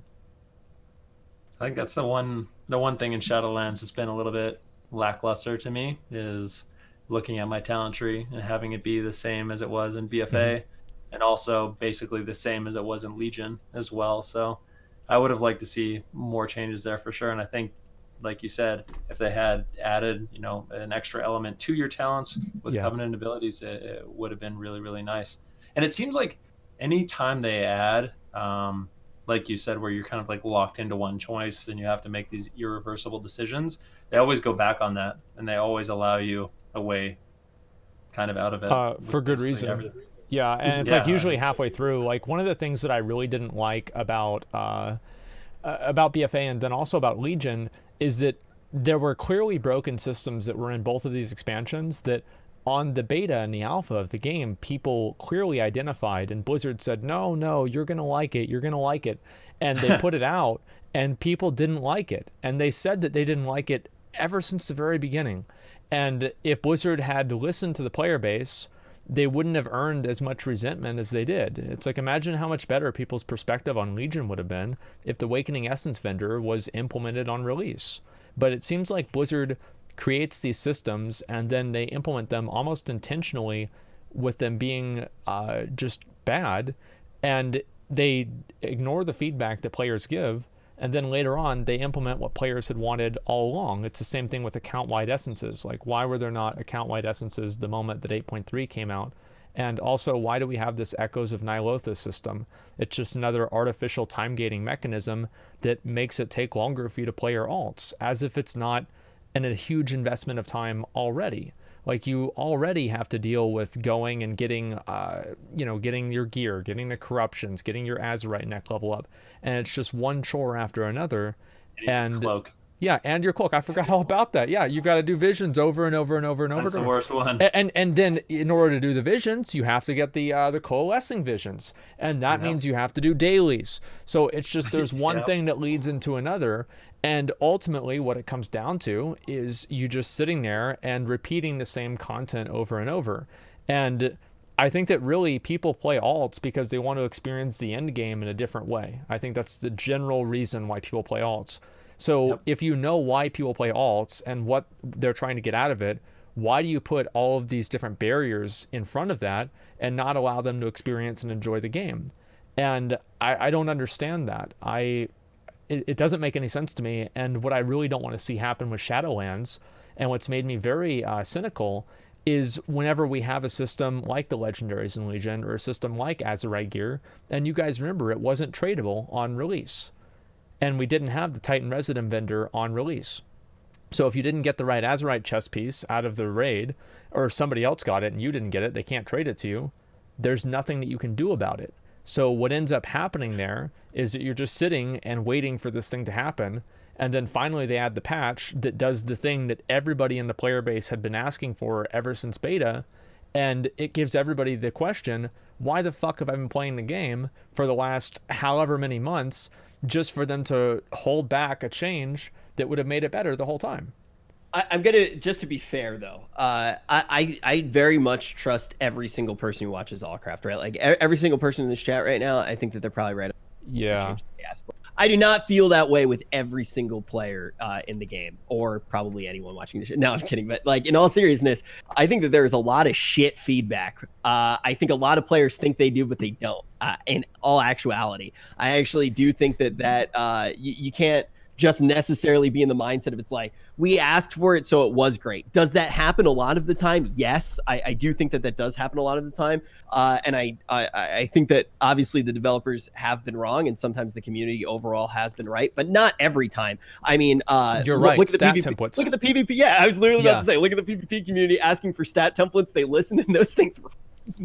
People didn't enjoy those that much, and I can see why they wanted them. I'm glad that Blizzard took the chance and tried to do it.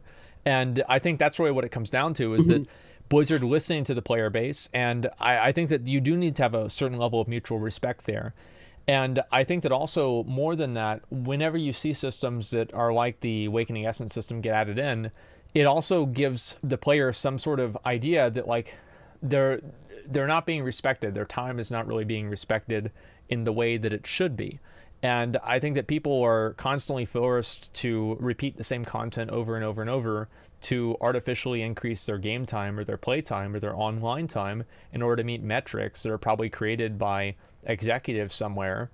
That's not really going to make a player feel good.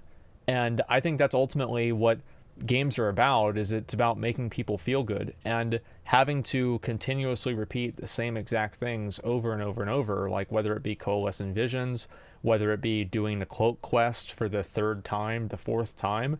I did that quest and I was bored the first time. Yeah. Like, I don't know why we have the cloak. I have no idea, because I didn't care. It's just, it's insane, man. Like, I don't get it. Sometimes it feels like they don't care about your time. Go ahead. As someone, so I started off this patch basically just playing one character, and it wasn't too bad. Like, I could handle doing the dailies, unlocking the coalescing vision so I could get a key. But as soon as I started playing multiple characters, that's when the game felt like a massive chore to me. And all of a sudden, everything in the game felt really, really boring. Yeah. Like, clearing heroic on 3 different characters, all of a sudden the raid was really, really enjoyable. I mean, of course, there has to be some level of commitment if you want to actually progress your alt characters, but there's just way too much of that right now, and it takes too long, and the content that's repeatable is really, really mindless for the most part, so it just feels really, really boring while you're doing it. Look at when alts were fun to play as well, and what it actually did for the game. I look back to Wrath of the Lich King, and I loved the game so much. I wanted to be playing nonstop, and I'd be in raid and I'd see someone else do a bunch of damage, and I'd be like, damn, I want to beat him on the meter with that class. And then I'd level it. I'd hang out with the blubbery boys, or whatever they were called, the guys with the tusks, and then I'd get into the raid in my free time. I'd still be raiding on my main, and then all of a sudden I would try to out DPS that person. What happened when I was on that alternate character? I played with people who hadn't done the raid yet, and I helped fill raid spots, and it increased the amount of players that were playing the game. I think alts are so important to the game. I think that they're so important to the game, because then players who already know how to do stuff teach other players who haven't done it yet. And let's be honest, when you're on your 3rd or 4th alt, you are not nearly as picky. It is closing time at the bar, and you will play with just about anything that's a warm body. And I time and time again would be on like my 5th alt. I'd be on like my hunter, and I would just be like raid leading in a public Ventrilo, just like, no, seriously guys, like I'm telling you, like, and you would do it for hours, and all of a sudden, but please everybody turn on your nameplates. Come on guys, like, this has been the 3rd wipe. Like, just turn on the nameplates, or like zoom out your camera, or something really fucking obvious, and they won't do it. And you're right. I mean, like, having alts and giving people that option. I know for me in Classic, right, I'd make a new alt and I'd take 40 more people into MC, and all those people got a chance to do a raid. And I think that, you're right, that the alts do actually kind of contribute to the ecosystem of raiding and all of that stuff. You're very right about that. I did not learn how to raid in a starting raid group when I was 12 years old. Like, I literally got into an alt run on MC where I was told that I was too young to receive gear. I did not get MC gear. I did not get a single piece of MC loot until Classic WoW came out. I made the mistake of talking in the voice comms, and they were like, that's a squeaker, no gear. And but the thing was I learned, and over the years, I learned how to play in this alt group. And by the time that I got to BC, by the time that I got to Wrath, I was a good player because I had the opportunity to play with these people who had already down content that I never would have been able to down if I didn't have that mentorship that I think alts actually. Oh, it's the same thing with me. Like, I remember I first joined my raid, I was this obnoxious fucking kid, and I got yelled at, kicked out of groups, and I had to be slightly less obnoxious. I had to be. It was awful. And I think that, yeah, getting players to play together and like giving people that experience, it is a formative experience for a lot of people that don't really have options of having that in real life, right? I mean, you have people that are, they're goofballs and they're obnoxious, and then, they play with other people, and it's like, okay, you know what? Maybe I'm not going to be quite as annoying as I usually am. And I think that's a good thing. Giving people more tools to kind of teach each other, because that's one thing that MMOs do, is they not only have like mentorship of, being able to learn boss mechanics, but interacting with other people, especially for young people and people that don't really have a lot of tools to do that in real life. It gives them an opportunity to have interactions and talk to people and, be kind of put on an even playing field with everybody else. And the more ways that you give people to do that, the more that people are going to get out of the game potentially. And you can look at Classic and you can see, like, I don't know if either of you guys have done ZG that's come out, but the raid is exceptionally easy. It is very, very easy. But there are still hundreds of people that are waiting and excited and anxious to go in there and do it again. Why is that? I think a big reason for that is because the game cultivates those social interactions and those social relationships. And creating a system like alts and making alts more friendly to play makes it easier to go into those raids and do those kinds of things. Yeah, that's really interesting. Someone, one of my friends recently said to me, because I haven't really been playing that much Classic. I played it a lot, but I got a little bit bored of it. And one of the things he said to me, which kind of is tied into what you're saying right now, is as a streamer, Classic isn't nearly as fun because you can't really have those social interactions. I know for like myself, when I was raiding, most of the time I would just mute Discord and then talk to my stream. And that's a lot different of an experience than just kind of logging on, playing, shooting the shit with your guild members and kind of just having that social interaction together. And I think there's a lot to be said about that. But before I say what I'm about to say, are you allowed to have an alt Twitch account? Yeah. You are? Okay. So when I actually played Classic, I did not stream it at the very beginning. I had just gotten back from hosting TI, and it was my birthday, and I felt like I deserved a break. So I didn't stream really at all at the beginning. And I was on my alt Twitch account, and I would watch Quinn stream, and I would just like donate bits and be like, "You're a wanker," and he'd be like, "Fuck, what you?" And he'd freak out. And I ended up getting in a guild with him. And I had the most incredible experience ever. I was in Discord. I said so many bad words. I would troll random people. I trolled this one dude, and I think like one of us pretended to be Asmon or something. And then he joined Discord with us, and he was like, "Yo, Asmon, you suck." And then we ended up actually getting Asmon in the Discord, and this dude it was incredible. I still talk to the guy. You guys are still friends with him. I know. Yeah, he's the man. You made friends with him because he didn't like me. Yeah, he's the man. I love him. Yeah. He's the man, dude. He just got a new job. But like the thing is it was still an incredible experience. And I do think that streaming in a lot of ways takes out some of that enjoyment, right? When you are actually streaming it. And then sadly what happens is because the streamers are feeling that way, that then trickles down. The same way that you see like top end players be like, "Oh man, this is so bad." Even though that doesn't affect the casual player, or even a pretty good player, like top-end raiders like in Method and Complexity Limit, they say something, the community sees it on Twitch, and then they go, "Yeah, man, this is bad. I'm like having a real tough time with this 0.01% change that's in here. It's real tough," even though it doesn't actually affect them. So I think that any of those bad vibes that people who are streaming it probably got, I feel like those get amplified out to the whole community, even sometimes when it's not the game's fault. Yeah, I think that's true too. I mean, especially if people have like bad experiences. I think Classic had that a lot with like people that there were a lot of like really kind of weird things that happened in Classic, especially on Twitch. And I'm, as I said, I'm very glad that that phase of the game is over now. But it was enjoyable in a lot of other ways. And I think that a lot of the people that stuck around with it many of the reasons why they stuck around with it is because it did give them that opportunity for social interaction that they enjoyed. And I think that's really what keeps people logging on in that game.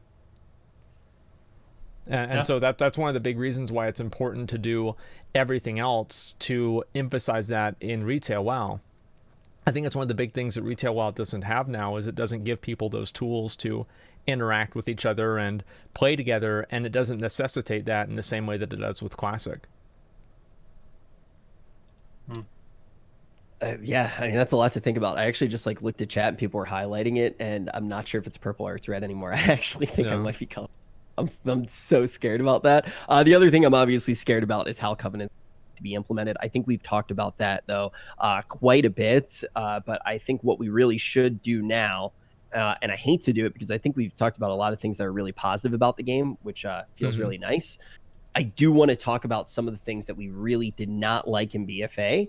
And talk about not seeing them in the game again, because I already think that the developers have done such a fantastic job of obviously addressing some of that stuff like Titan forging. But Ven, is there anything in your neck of the woods that you really want to see not make the cut to Shadowlands from this previous expansion? Well, there's some things that I want them to bring back that they kind of got rid of in BFA, and it's actually one of the things I wanted to talk about with you both. Asmongold kind of mentioned it earlier, like in earlier expansions, there's very specific pieces of, PvE gear that were good in PvP, and there was a reason for that.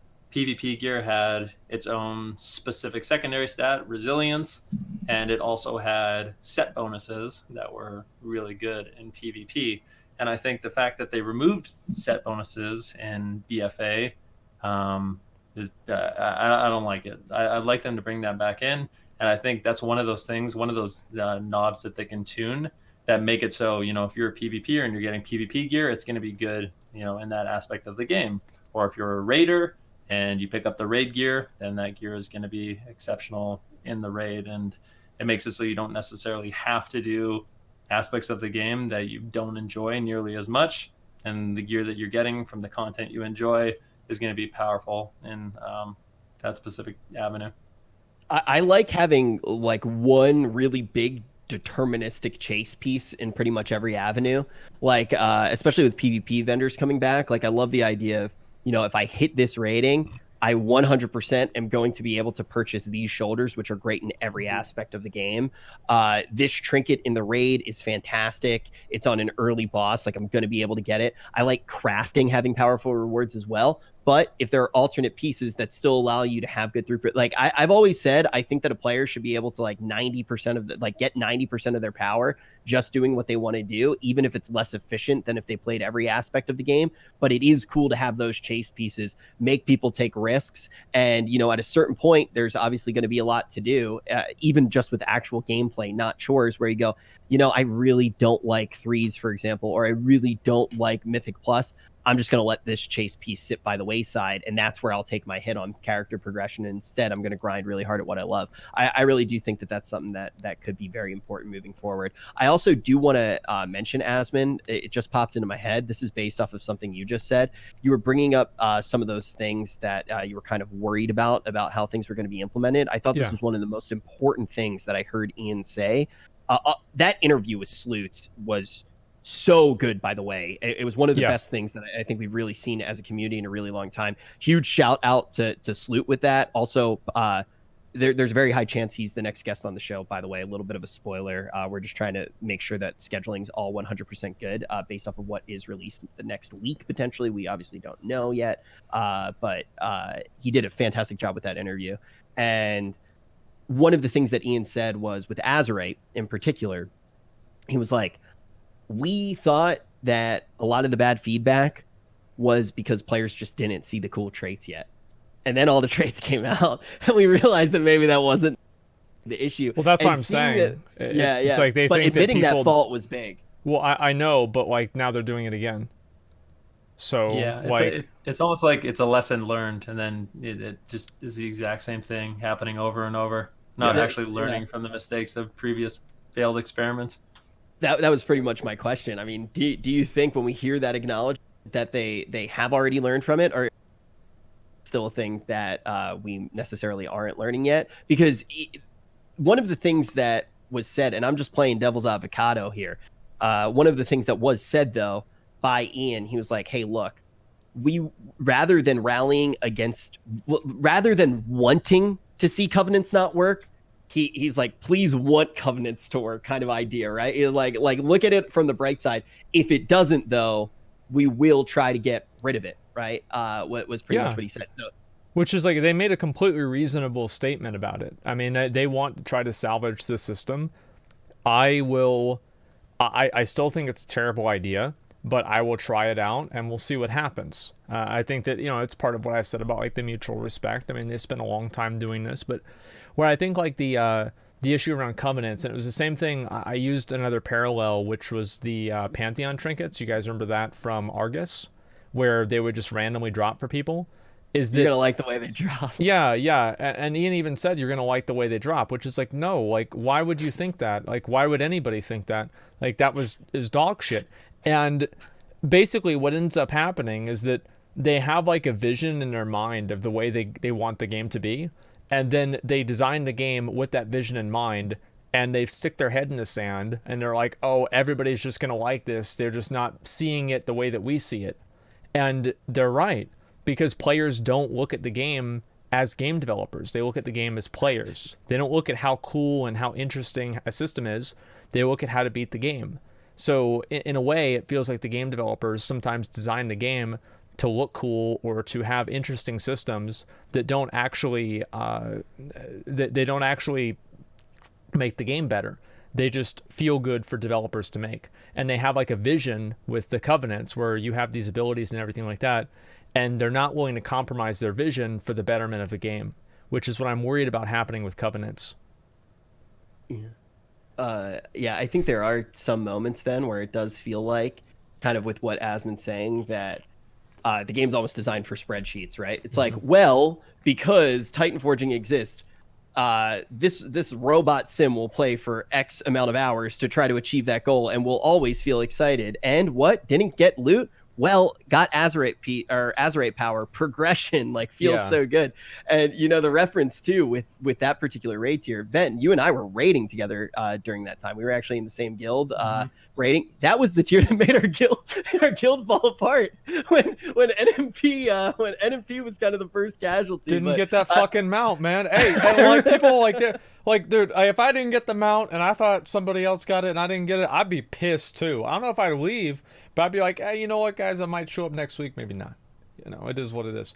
So it's like he was gone quick. Yeah. Well, so basically, like, he just didn't get it. I mean, I don't know. Like, actually, you know what? That's drama. Who gives a fuck? Guild but drama, like, yeah, it's guild drama. The point is still the same, right? I mean, you have like things like this that matter a lot to people, and like with the Pantheon trinkets or with legendaries and Legion or something like that. Like, that sounds good conceptually, and they have a vision of how people are going to play the game. And then whenever people don't play the game like that, and they say, we don't want to play the game the way that you want us to play the game because that's not what we enjoy, it's very hard for Blizzard to adapt to that and make decisions based off of how to make the player base happy.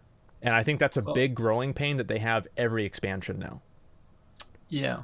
And I think one of the conversations we were having just a little while ago about people playing alts and that allowing more people to learn the game and play the game, and it just kind of drives the whole ecosystem. Yeah. I think the Covenant abilities could run into the same thing where, let's say you have a friend who plays Windwalker Monk and you want to get into a party with them. You have 5 friends, everyone's, DPS, you have 1 healer, and then you basically, one guy says, you know what, I'll try out tanking. But him going Brewmaster Monk, all of a sudden, he doesn't have the correct Covenant ability, and him being a tank is, I don't want to say a non-viable option, but it's significantly worse than it's just not as good. Been a tank player. Yeah, it's just going to be worse. You're just going to have a gimp tank, and I think we're going to run into those situations a lot. I know in PvP right now, one of my friends that I like to play with, he primarily plays Holy Priest, and when I ask him like, hey, do you want to queue Shadow Priest? He's like, oh, I can't. The respec of my Azerite gear is 60,000 gold right now, so and I don't have any other Azerite gear, so we could play, but I can't afford the respec later when I have to go back Holy. And I just think those kind of systems that really limit your gameplay and what you can do they're super unfortunate. Yeah, I mean, like if I go and I look at Mythic Plus, for example, you can see, I mean, like all of the tanks and everything are relatively good. It's not like any of the tanks are just completely awful and like unviable, but the breakdown of the amount of tanks that are like, let's say a warrior or something like that is way higher than the other ones.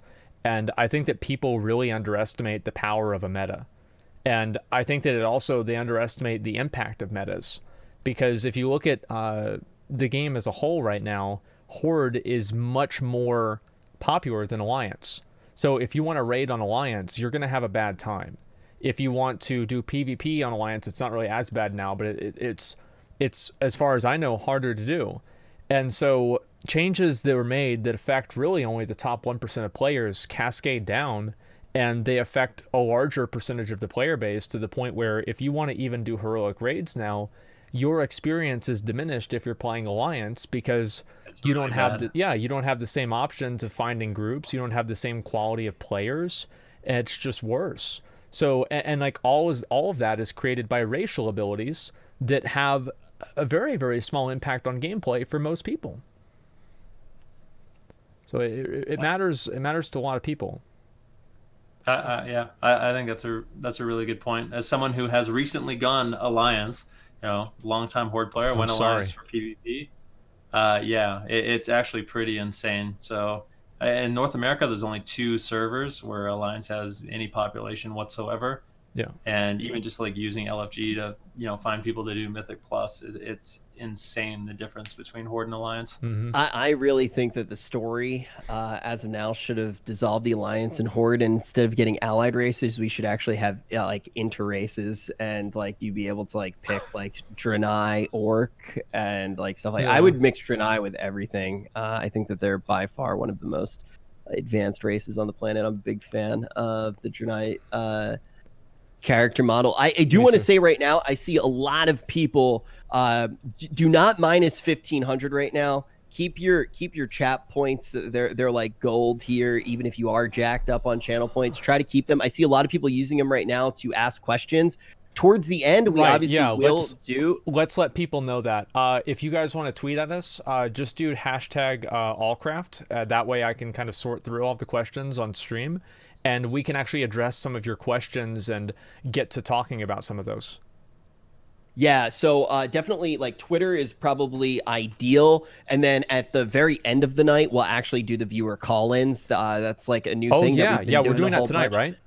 Yeah, so dude. So at the very end, we'll do viewer call-ins and probably blast Torgast while we're doing it, so you guys can actually call in, talk to us, ask the questions, but also definitely tweet them at us. And yeah, definitely don't waste your 1500 channel points on anything stupid. I don't think any of you guys would waste the value like that. No, they never waste them. Very, very, very, very good stuff going on there. But yeah, all in all, overall opinions on Alpha as far as Bastion goes, I think is an important thing to talk about because we haven't really touched on it yet.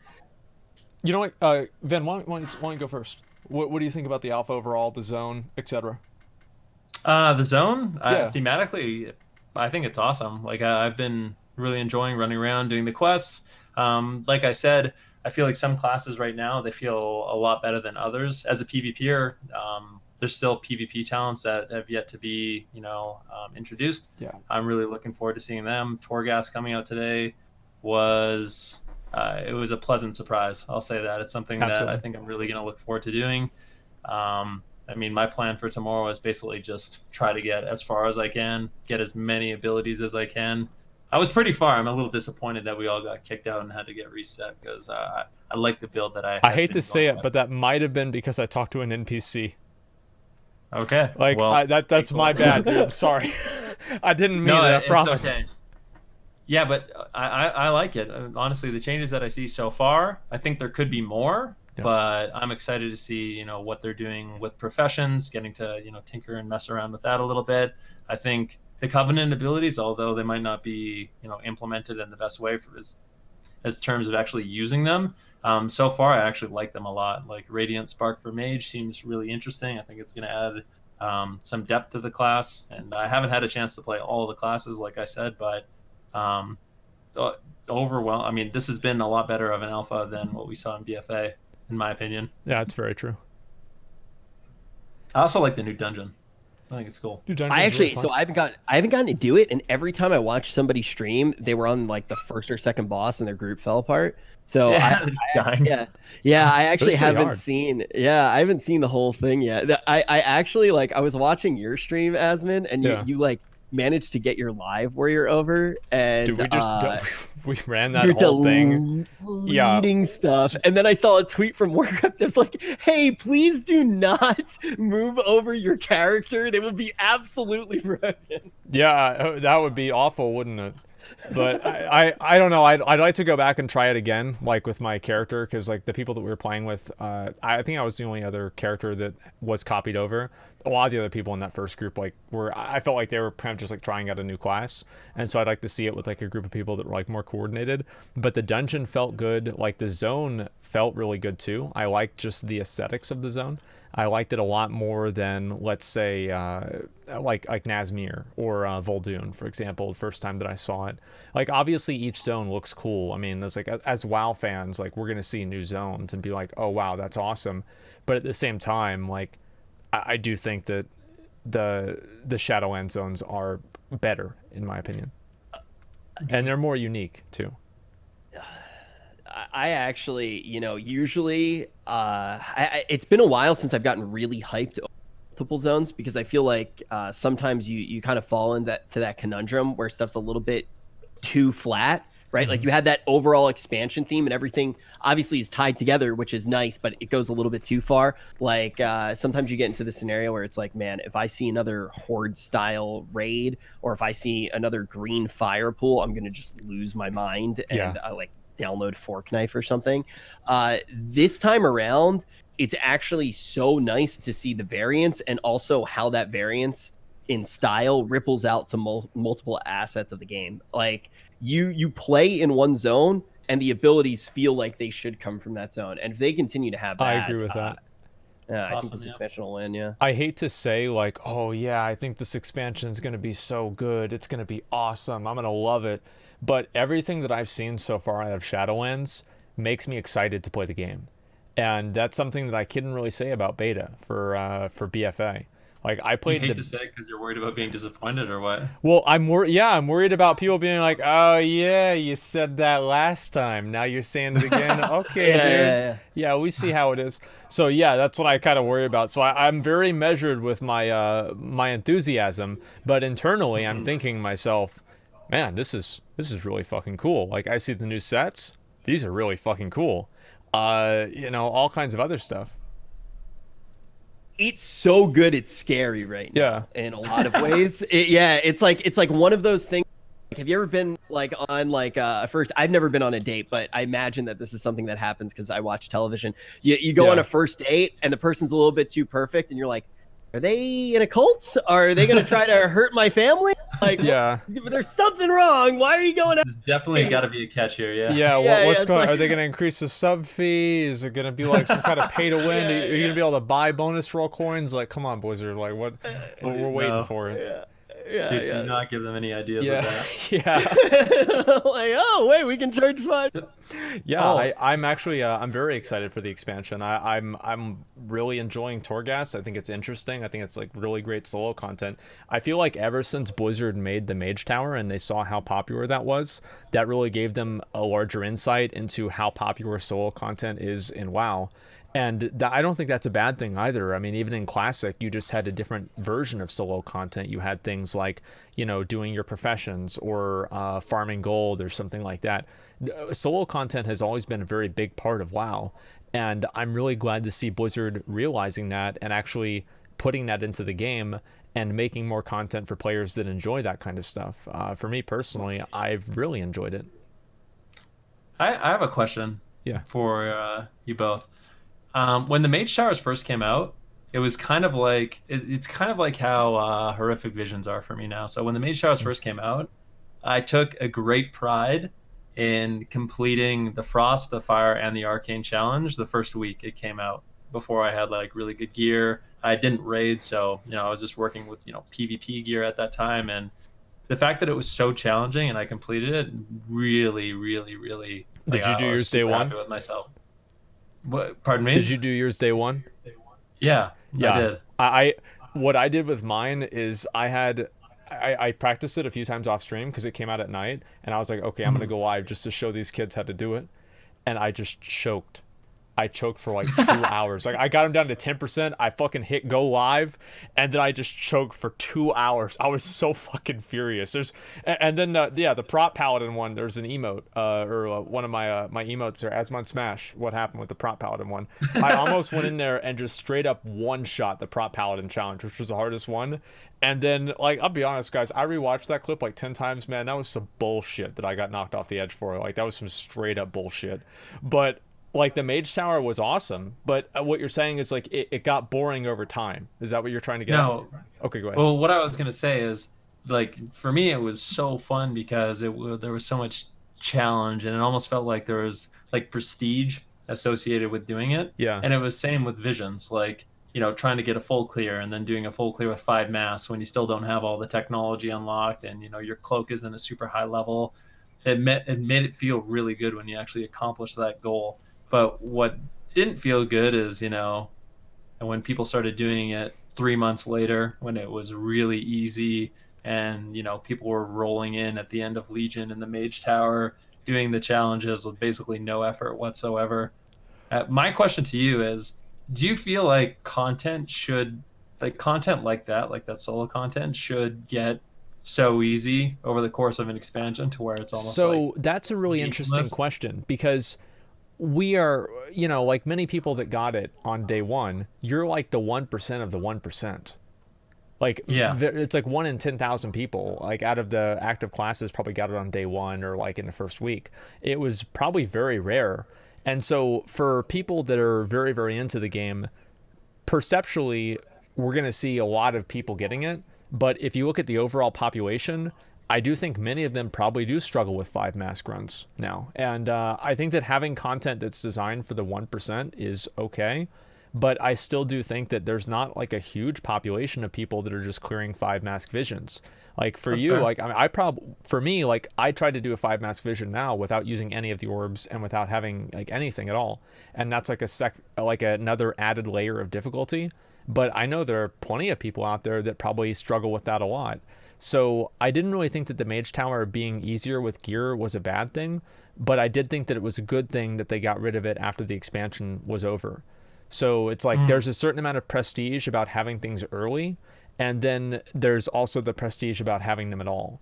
And having those different levels of prestige, I think, is okay. But I do wish that they had done some sort of thing where, like, imagine if whenever a guild killed Mythic Argus on a server, the Mage Tower was hit with like a fucking like a red beam of like Sargeras fell magic or whatever, and it just doubled everything in the Mage Tower. Like the mobs had double health, and you could do it again for another artifact appearance. That would be really cool.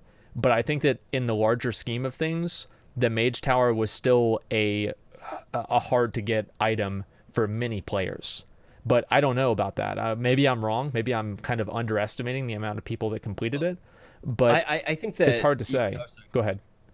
Yeah, sorry, my bad. I didn't mean to cut you off there. No, but I do think that one of the things with Mage Tower that I had a lot of fun with too, and I feel like it almost double dips the content in a lot of ways, was towards the end was when I made sure every single alt did it. And all of a sudden I was learning things about some of the classes that I hadn't before. It felt really cool to have mastery over some of the fights. That was great. Yeah. And I think a lot of people got to experience new parts of the game that they wouldn't have. I do think it would be nice if we saw anything like that in the future, that there was an account-wide mount or an account-wide something that you got if you did do it within a certain time period, like a ahead of the curve type style thing with it. Definitely make it cooler than a mount if possible. Maybe I keep going back to particle effects and spell effects. I think that something like that should exist. It's a new type of reward. Exactly. It's not saturated, but I think if you get it early, you should get some type of something that you can show for it for doing it so early. But I liked the fact that you got to the point where you felt the power of your gear. You got to experience the alts. You got to experience the fights, and you felt not only a mastery with the power level you had, but a mastery of having done it so many times. Yeah, I agree with that, especially like going and doing it on like my druid, for example. The guardian one was like really, really hard for me to do because I just, for whatever reason, was like really bad at playing that character. But like my knowledge of the fight overall helped me in doing that. And so I really liked how the Mage Tower incentivized you to play alts, and I think the fear of missing out of like not having those appearances forever did actually really incentivize and make that content more interesting for people. And I think that's why so many people look back on it fondly, is because they had that opportunity to do that, and now they have this cool thing. And even though it wasn't some sort of like masterful challenge, like, you know, many of us probably did on, you know, like as you're saying, day one, it was still something that they had to overcome. And it's something that a lot of people can be, I guess, you know, partially proud of, especially like semi-casual players. Well, then we were living in Ohio together during the end of Mage Tower, right? I think so, yeah. I Yeah, remember you doing them all. I think you were streaming doing them all on every class. yeah, that was actually when I first. I think that was like really like kind of the first time I was like really streaming, and our internet went out. I don't know if you remember, our whole entire complex's internet went out for a little while, and I actually did not get Prop Paladin because the internet went out, and I cried because I knew I would never I get it remember again. that. I've never played a Prop Paladin. I'll probably never play a Prop Paladin again to this day. Listen out, it was a really cool mace. Yeah, it's like the flail Yep, thing. It's super cool. It's really cool. And I will never get Awesome. it. I cried. I actually, I legitimately, Yeah. maybe, which I do a lot, actually, as you've probably seen on my stream, especially when I didn't get the alpha. Yeah. It's kind of embarrassing. It was more embarrassing than that Hassan clip when he didn't get the Valorant key. But I definitely felt it. I felt it in a meaningful way. I can't remember a time that I felt that invested in a piece of gear. Besides that. Yeah, I like that answer, because I mean there's the competitive side of me, like with Torgast, for example, that would like the competitive side of me would be like, you know what, I wish every time you went into Torgast you had like a base item level.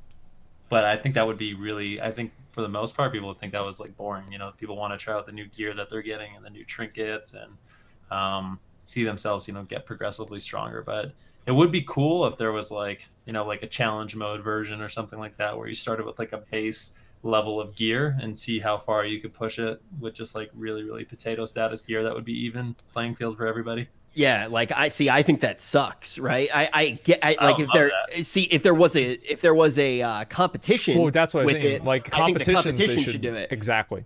Yeah. But the thing is like, I love the fact that like, hey, look, we're gonna give people in a competition everything at the same item level, see who the best actually is. Yeah. I want to actually feel the weight of my gear when I step into something and have a victory lap. Like I do not do BG. Like I haven't done a BG in the longest time because I haven't. You don't been have able a to mythic level raid weapon to go in there to one-shot nubs with. Like, what's the point? Exactly. I want to show off. Yeah. And like, I wasn't streaming then. Like, I imagine if I started streaming now with like all the end game gear and I went into a BG or something, I bet you I'd meet a nice lady or something. Like, I really do want to be able to flex. I want to be able to flex. That's fair.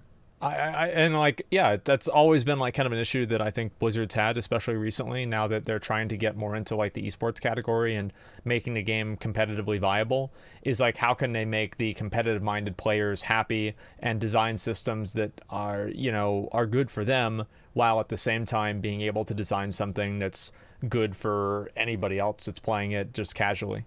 And I think really there's just got to be some sort of like expectation that there will be things that are kind of like unfair to a certain extent, or like being able to bring your gear in. But in competitions, I think obviously it should be completely all like what Venruki's talking about, completely set. Did you like challenge modes in MOP? I did. Didn't they have like base item levels for challenge modes? Yes and no. So they did, but you were able to bring in extra gem sockets, and then there were also really strong trinkets that you could use too. So there was absolutely a meta of challenge mode gearing. Like the difference between somebody with like just random, it was 463 item level gear, and somebody with like, you know, the best 463 item level gear possible was massive. And it was actually really fun to gear those. Those sockets didn't exist? Yeah, I did. I do think that would be bad, because that's exactly what they did in WoD, and I didn't like it. The chase felt good for that gear. Yeah. Like I know personally, I didn't get it on my elemental shaman until I think that, you know, there is some level of power progression to an MMORPG. Yeah. That's why we play it. And for sure. like I do get though the idea of scaling, and I think that there are ways to do it in cool ways. I definitely think that there's a time and a place for it. But I do like the fact that my gear makes me better at the game. That's why I try to get it. And the other thing is too is I feel like there should be scaling in a way, because I feel like there should be best in slot, right? I mean, when you actually look at the potential that you have in Shadowlands without Titan forging, I'm assuming that when I pop into Venruki stream and then I pop into another player stream, that their gear might be relatively similar because they actually have best in slot instead of Titan forges, and you're going to see the top level play with that gear. Yeah, I think so. Before we get to the questions, just a quick one. Venruki, what do you think about the lore? I don't think. Uh-oh. I don't know much about the lore. Yeah? That's not why I play World of Warcraft. Okay. I'm the worst person to ask about that. I thought so. All right. I was pretty much expecting that. Do you at least collect mounts? I do, yeah. Okay. All right. You would be good. happy to know that I have some very rare mounts. Okay. Yeah, I have a lot of gladiator mounts. Yeah, that's what I was gonna. That's pretty much it. I mean, I'm very jealous of that actually. I wish I had spent like a whole lot of time trying to like get those like back in the day, because like now that I see people that have them, I'm like, oh man, dude. Like I remember like I used to have the same thing where I would try to get like 1800 in the first week, and then I would be like, oh, this is easy. I'm just gonna get gladiator later on. And then later on comes, and I actually haven't played at all, so I suck then, and I get mad, and I'm like, you know what? Next season it's going to be completely different, and that happened for like 8 years. I'm surprised you didn't try to go for it because of the increased speed on mounts. Like that was such a back in the day. Yeah, I sucked. I was so bad then. Like I tried to go for it, and I think I got like duelist. I almost got gladiator once, but. Like, oh my god, like I go back and I watch my videos then, holy shit. Were you worse, or was your stream just smaller? Well, I was both. I mean, like basically, actually no, the funny thing about it is comparatively, I was better in Wrath of the Lich King than I am now. Like I go back and I watch my videos and I'm like predicting death grips and like reflecting death grips and all this other stuff, and I watch myself now play and I'm like, fuck, like what happened? What happened? Like I don't know what it was, man, but it was a bad time. So yeah, I don't know. I think that like the PvP vendors and everything like that, like with like all this stuff, like Venruki, like how do you feel? Are you excited to see Shadowlands like overall? Oh yeah, 100%. Okay. Like hopeful?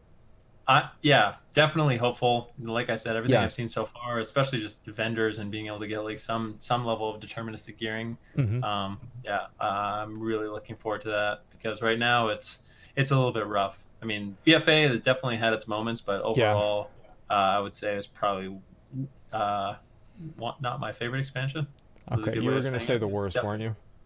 I might have been thinking that. Yeah, maybe. Okay. I mean, its best moments, I feel like, were literally in its dying breaths, right? Like, I think that visions were one of the best things that happened in the expansion. I actually like 8.3. Like, true talk. Besides having an alt, and like, if you're someone that, like, for me, not playing an alt, playing one character, and not being someone that has to return to the game, 8.3 is great. If you're someone that's coming back to the game, 8.3 is like the worst patch that's ever existed. In my opinion, like it is an absolute nightmare for people coming back to the game that haven't been playing BFA the entire time. I think it was a tweet. It was a tweet from somebody saying they didn't even know how to get their cloak. Like there's no tool in game that teaches them how to get their cloak. So like, what do you gonna do? Dude, there was so much. Dude, when I transferred my character over, and I was like, wait, I have to unlock like the portal room and stuff like that. I actually think that, and this is why I've said a lot of things negatively about BFA. I think that it just fails on the simple levels of actually being a game that's legible. Like even the zones themselves just do weird things, and you can't even figure out where to go. Like it just. There's like weird verticality issues, and like none of the cities just even say Nazjatar. All of that, it's not just Nazjatar. Like, so do you know the one fucking rare mob that you have to kill in the Tierguard Sound, And there's one rare mob that's on top of him, and then there's a rare mob in the cave underneath him. And you have to know what the name is to know, because like at the beginning of expansion, I was sitting there just waiting. Oh, I wonder when he's gonna spawn. I guess this is gonna be a really hard one. Yeah, there were a lot of problems like that I definitely am excited to see go. I will say on the lore side of things, just because just to answer that, I don't want to leave your question unanswered, Asmon. I did get a chance to talk to Novel. Definitely, we'll probably end up having him on the show relatively soon. I kind of want to wait until some more of the stuff does come out with some more of the zones. But he actually, if you are a huge lore fan, he actually made a Patreon where you can get some of the stuff earlier. I subscribed to it to hear some of the lore stuff earlier, and I realized I subscribed to more Patreon things than I didn't even know I had a Patreon account where I subscribed to anything, but I subscribed to quite a few things, and none of them as high quality content as what pumps out. But if you do like the lore, you can definitely check that out. And also, he's putting all of that content up on his YouTube channel over time, and this lore is good. It makes a lot more sense than what we had in WoD with time travel, which is obviously a good start. And it makes, I think it's a lot cleaner than what we had in this expansion already. And if you read it or listen to it or whatever, I think it'll make you even more excited to play this game if you haven't listened to it before. I'm excited to get into it because I'll be honest, the cinematic had me a little bit. I was a little sad. That's stupid. It's stupid. It's just dumb. Like that's all there's to it. I personally, like, I'm not super invested in the lore. I like it. I like learning about it, but I've had enough of Sylvanas. Like, that's just me. Like, I've had enough of her. He's the Lich King, okay? Like, that's all there is to it. He's the Lich King. That's what it should have been. He should have beat her ass. And, like, yeah. The thing is that, like, I think the problem with the lore in BFA is that so much of the lore is optional, and the quests, in order to pursue the lore, are so brain dead that people don't even read the quest. They just complete it just for the artifact power or whatever. And I think that Blizzard really needs to reimagine the way they do max level questing and how to teach people the lore. Because Sylvanas, like, it made sense in the lore that Sylvanas was getting more and more powerful, but the casual viewer or the casual reader or player doesn't see that. They just see Sylvanas randomly. Yeah, that's good because you're not reading all the quests and everything like that, right? But if you read all the books and you read all the side quests and you listen to all the dialogue, maybe it would make a little bit more sense. But the problem is that most people don't fucking do that. And yeah, I think they did do a very bad job kind of telling her character story. Even with that, there have been times when the lore delivered a good way, and I always go back to Wrath of the Lich King. I mean, look at Wrath of the Lich King. You could have been trying not to pay attention. Because it was completely centralized. I mean, he was such a douche. He popped up everywhere. You're like trying to level, and you're trying to level. What's up? You suck at the game, by the way. And you're like, I'm gonna kill him. I cannot wait to get there and kill him. And then you'd be in a dungeon and you'd be like, yo, you still suck. And then all of a sudden you finally got there and you couldn't. And you kill him, and then he kills you, and he says you suck one last time. And then dies. Yeah, it's incredible. Fuck him. And it's this string that pulls you along the entirety of the game, and I really enjoyed that. And you knew what was going on. The Lich King was a bad guy, and you wanted to kill him. They tried to make BFA a soap opera, and it was awful, and it made no sense at all, and you couldn't make heads or tails of anything. And part of that comes to leveling. Because they had a scaling world in an MMORPG. It made no sense. You got weaker every time you leveled up, and you had no clue what was going on. There was no continuity between the zones. You're in a desert with a bunch of furries, and then 2 minutes later, it's like, by the way, Bonsandi. And you're like, what on earth is happening? Yeah. And like, I was trying to figure it out, and it just made no sense. It's actually true. At least you tried. It's more than most people. I tried. It did not work. And there are so many tools to deliver narrative that the game didn't have, and for it to just fall so flat was really a shame. But now we're going to have, I think, really strong zone storytelling again. I think that in Alpha, if I just got the Bastion story from Alpha, it's already better than all of the lore in BFA, which is fantastic. It does seem that way. Do we want to look at some questions, guys? Yeah, can I pee really quick? Go ahead. Go for it. Yeah, let's see. I guess I can start this off with you, Vin. What gearing system did you think was the best in terms of PvP, I guess, primarily? So I think in terms of, well, Okay, so overall, I feel like the best gearing system for me was probably the Burning Crusade and Cataclysm. I like those a lot. You like But for Cataclysm? like, Did you have the legendary staff? sorry, the Burning Crusade and Wrath of the Lich King. Okay.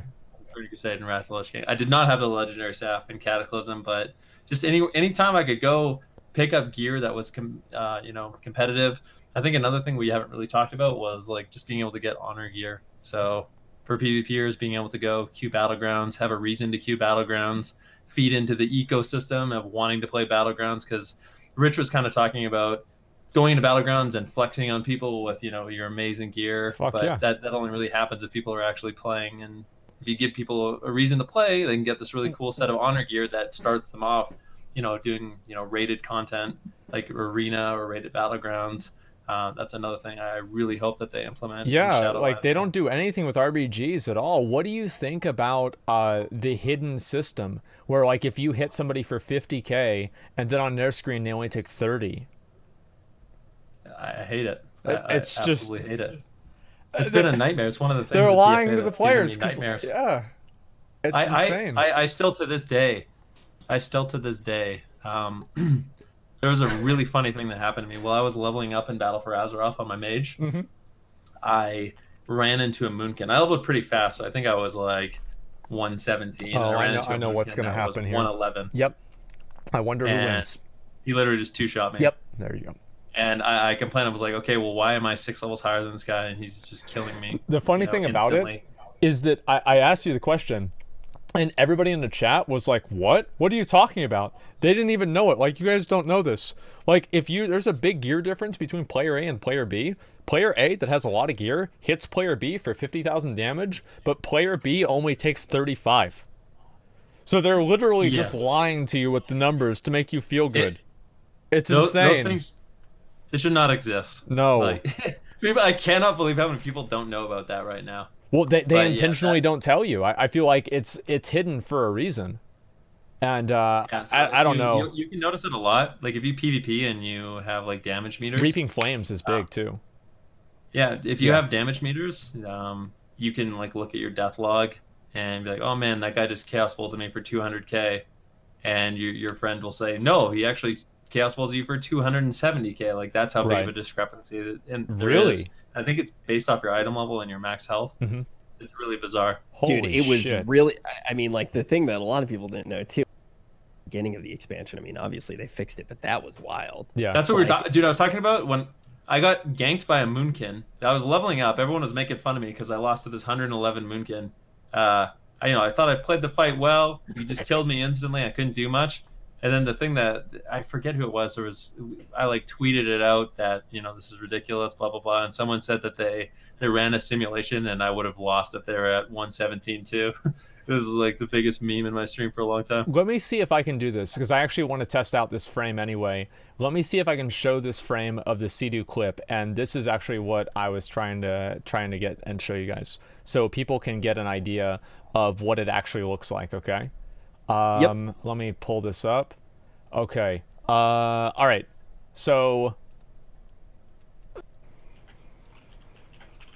also people going like Keck W lost to a 111. 111s were the most powerful thing in the game. Yeah, they were. It was so bad, but they had more power than anything else. I actually remember I was playing. I had to cast Call of Duty when it came out. Yeah, that's the one thing that about this. We'll have to resize it later. I set it for YouTube videos. That's why.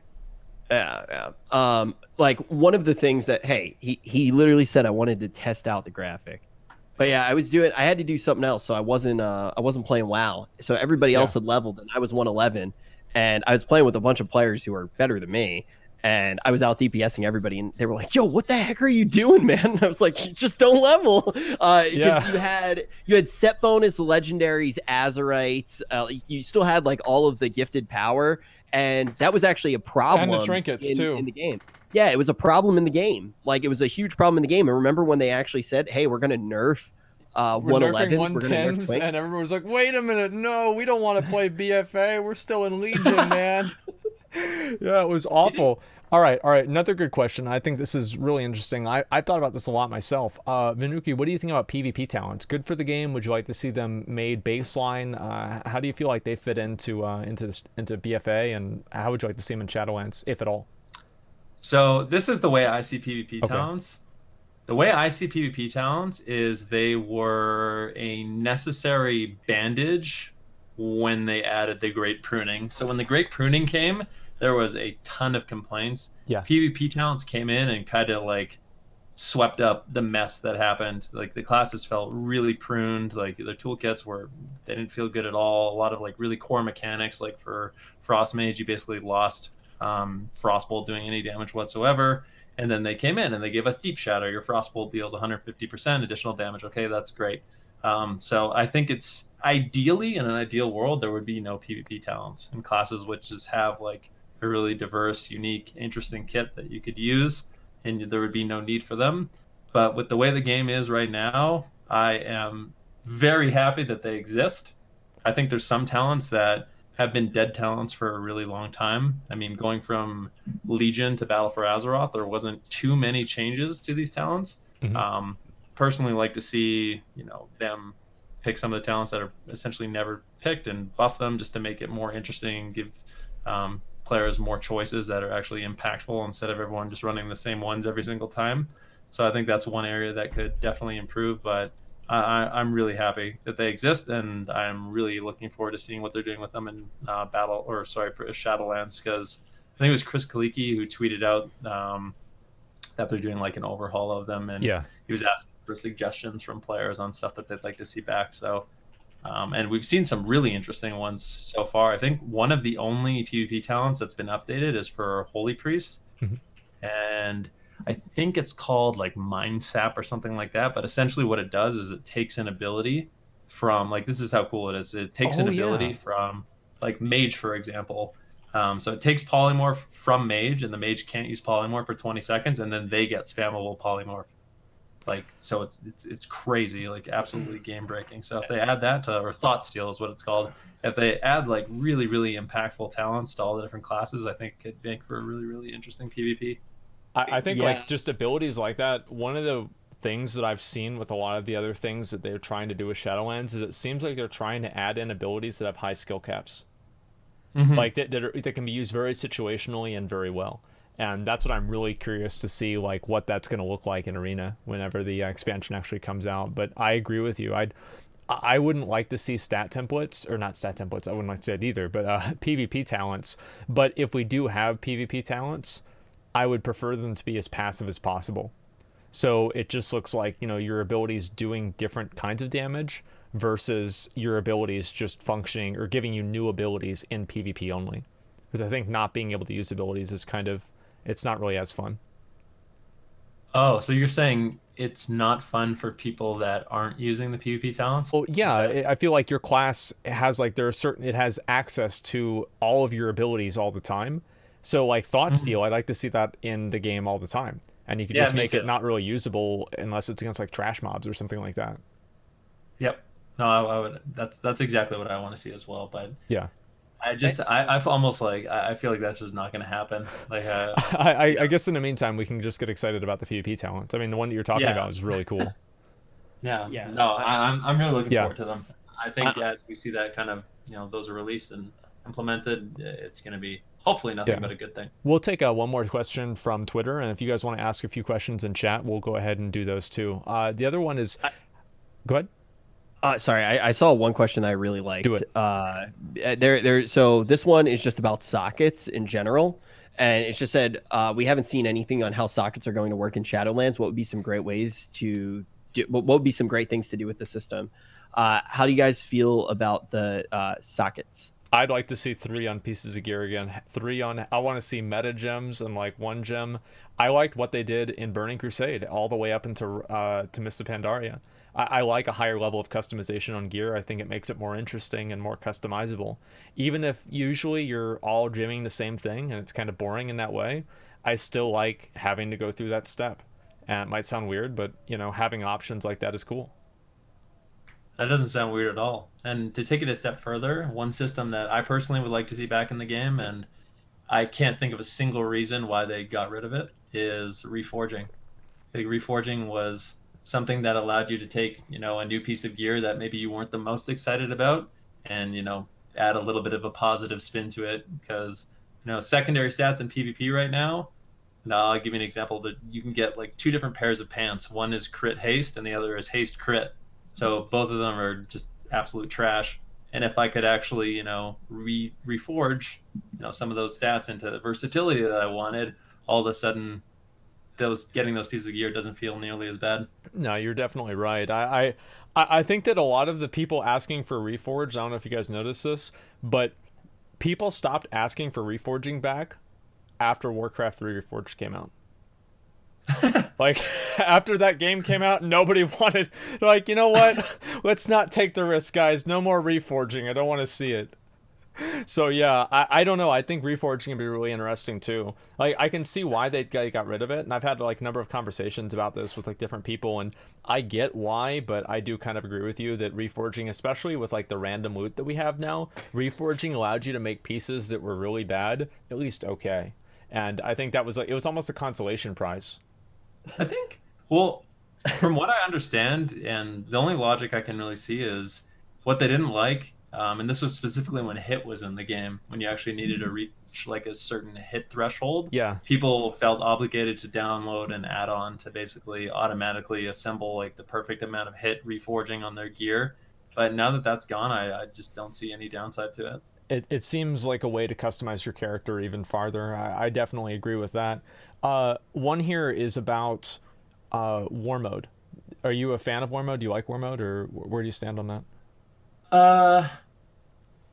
That's a war mode.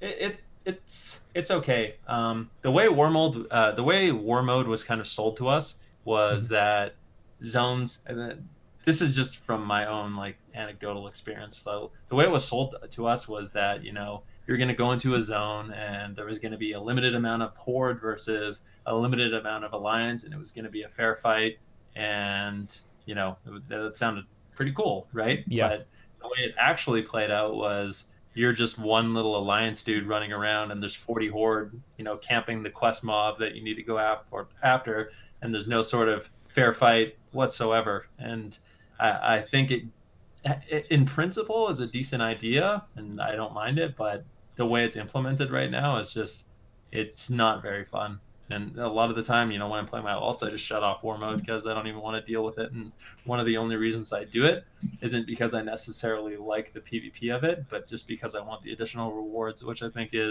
that's a bad sign. Yeah. I think they tried to make war mode like more interesting, and things like Battle for Nashtatar are good ideas, and like having the call to arms is cool, but war mode's, it's got a ways to go until it's like actually like fun to do for the sake of war mode. I think that war mode itself is good. Like, I kind of want war mode to stay in the game, but I think war mode needs to be iterated upon. I think it obviously was the first version of it, right? Yeah. I just think they need to work on it. I don't want to see it scrapped. I think it's taken away a lot of headaches for some players. And there were times when, dude, those stupid rogues, man, do you remember those little scabs, those disgusting polyps? Oh man, I hated them. And like, oh god, I bet you they really, really loved BFA, but those guys, man, no, they didn't. The only reason that because like, if they hate BFA, because the moment you have that shit happen, it's like, all right, I'm gonna turn off war mode. And then it's like, okay, yeah, this is dumb. I'm done. Yeah, but at the same time, I mean, obviously, I think that there were problems. I think we'll all agree with this as well, like with the servers just being out in the world. Like, you couldn't even really experience war mode a lot of the time. Yeah. So I would like to see that change, so it's actually a function that you can use and play in the game. Mm-hmm. I think it's a great sort of substitute for having PvP and PvE servers, because sometimes it is nice if you just want to finish your task to shut off the PvP aspect because you don't want to deal with it. But and other times it is nice when you want to get the additional rewards and actually go on PvP a little bit and have some fun with that. So overall, I don't mind it in principle, but I feel like there's just some problems with, like, I think the phasing problems are created because of the different like, you know, the 5-man bosses or like the 10-man bosses, like the world quests. And so people go through the pre-made group finder and they just instantly make a group for that. Then all of those people are on the phase. Then I think it recalibrates for that, and then they all leave. And I think that's really why war mode is so dysfunctional, is because of Yeah. how fluctuating the populations are, especially on like ones with a world boss. Yeah, I could absolutely see that. Yeah. So maybe that's something I need to consider, is if you're doing war mode, like maybe you don't have that same sort of flexibility of just signing up for a group instantly Yeah. according to their world. Let's see. We'll have one question in chat here. What do you think about the grinds of AP and possibly going to Shadowlands? Do you want to see AP continue in the game in like any real facility, or what? I am like, I don't mind AP that much, Yeah. to be honest. But the thing that I don't like about it the most is that it's never ending. Like, I'm okay with systems being implemented in the game and then you being able to finish them, and that's it. You know, um, right now it's just a never ending grind, and they have made good steps throughout the expansion to where it doesn't really matter that much anymore. Like the catch up mechanics in the game, like if you make an Yeah. alt, you're going to be able to get your neck to 80 in literally like one day, you know, with like It's barely very, trying. very easy. I know some people that wasn't very a popular answer, but I actually, in a way, agree. I like the AP grind of like, I didn't really like having to do Maw of Souls over and over and over, but finally getting 54 traits. I don't know if you ever hit that at the beginning of Legion, but like finally getting 54 traits. You remember that? Holy shit. We got that and you were done. Yeah, Yeah. that's the thing. And then Be able being able to stuff. vendor the AP, man. Ooh, that felt good. Just vendor it. Get it out of here. I mean, I think that AP2, one of the reasons it's Only like a account lot of wide, people, though. I think account wide obviously is something Yeah. that would be important, but a lot of people that are going like AP is not fine and things like that. I would agree in the implementation, but you got to keep in mind that the entire system is implemented to be never ending, which is Yeah. going to create a lot of those implications. Like there are systems that were not AP that had similar functionalities in the past. I mean, Yeah. even if you look at how something like Conquest works, functionally it works the same way, right? You do something, you get a resource, and you spend it on something. If it's implemented better, you can have thematic rewards like that as long as there's a cap and there's an end goal. Like, even though things look different, that obviously makes them feel different. But the question is it a goal that you can complete, or is it a never-ending system? And the never-ending systems have always felt tragically bad in World of Warcraft. This is another really good question here. Do you think we're going to get to the point of Mists of Pandaria in the expansion after Shadowlands? We really got tons of new abilities and spells, and I don't know how they could add more. So basically, do you think they're going to have to do another pruning or another item squish or something in maybe after Shadowlands or after the expansion after Shadowlands? I mean, I don't think you can just infinitely give new abilities, right? Like there is going to be a cutoff where there's going to be a point where it is just too much fluff. But I just think when they do remove abilities, like they need to be giving you abilities that are equally as cool and equally as impactful and interesting. Like it just sucks really bad when you feel like you lose like such an important part of your toolkit, and then the things that you're being compensated with aren't that interesting and aren't that impactful. Yeah, I think that's part of the reason. Odin's Fury. Yeah, I think part of the reason though that they're doing covenants the way that they are is because they're scared of the borrowed power, or of not doing borrowed power, right? I think that they know Won't covenants if be borrowed power though. I feel that's like what they I'm will. saying. They're scared of moving away from borrowed power. If they make okay, these, yeah. I phrased it in a way understand that what wasn't you're elegant. My apologies. But yeah, I think that it really does seem like they go the borrowed power route. If a spell doesn't fit perfectly, then they don't feel like they're pruning by taking it away. And I think that that's one of the reasons that they are so married to the covenant idea. Whether or not that holds up, we'll have to see. There's like some things that I didn't like that they did in Legion from Battle for Azeroth. So in Legion, you know, obviously we had our artifact weapon, and in some cases you had this really interesting artifact ability. And I'm always using mage examples, but you know, on Ebon Chill, you had Ebon Bolt, and Ebon Bolt was like this really fun, you know, casted spell that gave you a flurry proc, and it just felt really nice to use to have like that added nuke on a cooldown. And then what they ended up doing in Battle for Azeroth is they kept it, but they kind of neutered it a bit, and then they added it as a talent. So effectively, if you wanted to keep playing with that ability, you lost a talent. Arms got the same thing. Which I didn't like them doing that. Like if something was really cool, you know, from the artifact weapon, I feel like it would have been okay to just kind of add it to the base kit instead of making it just a talent that just removes. I totally agree. Like, yeah, you effectively lost abilities. It's actually a really good way to look at it. I never thought of it that way, but you're completely right. Like the Prot Warrior one, like people probably don't even remember the Prot Warrior one, but you would like put your shield up and shoot fire out, and then anything that would attack you would take damage by itself, and then also all the other mobs around it would also take damage, and it would like make you always critically block. That was a really cool ability.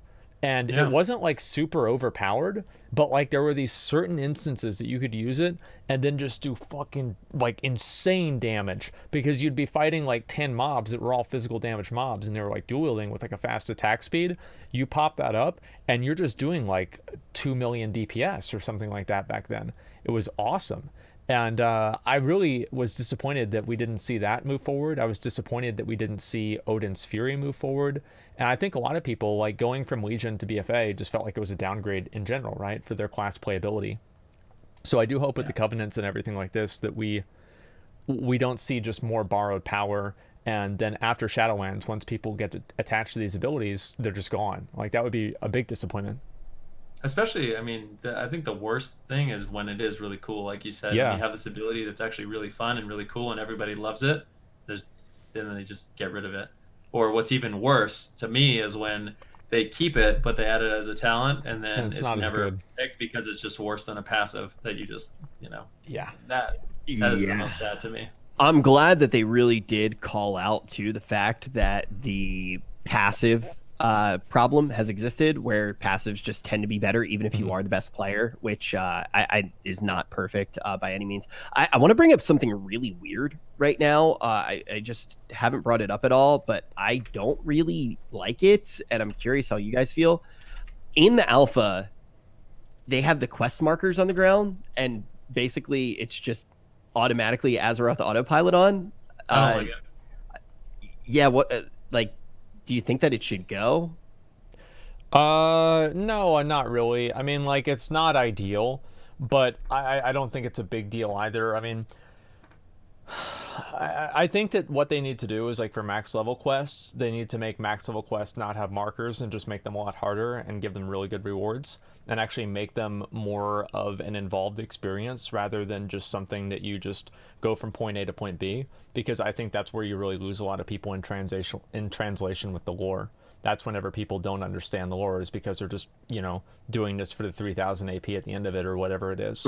But for leveling stuff, I don't really think it's that big of a deal, because also it's kind of what you were saying, Rich, earlier, with like developers making a game for how they want people to play the game versus not.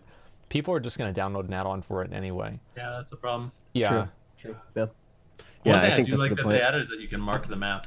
I love that. Yeah, the control click thing. That's great. Which really, the last time I feel like we were able to do that was when ADR, whatever it was called, was actually an add-on, and then that was a GPU hack and destroyed the entire game, which was awesome. Yes. That's really why I was able to kill Lich King. Probably it was that was like a really crazy time in World of Warcraft, but that was the reason it was made as an add-on in the first place. So it's nice to see that in the game. This is another. We can do one more. This is kind of an interesting question. What would you guys think of making not all but certain pieces of raid gear relevant throughout the entire expansion?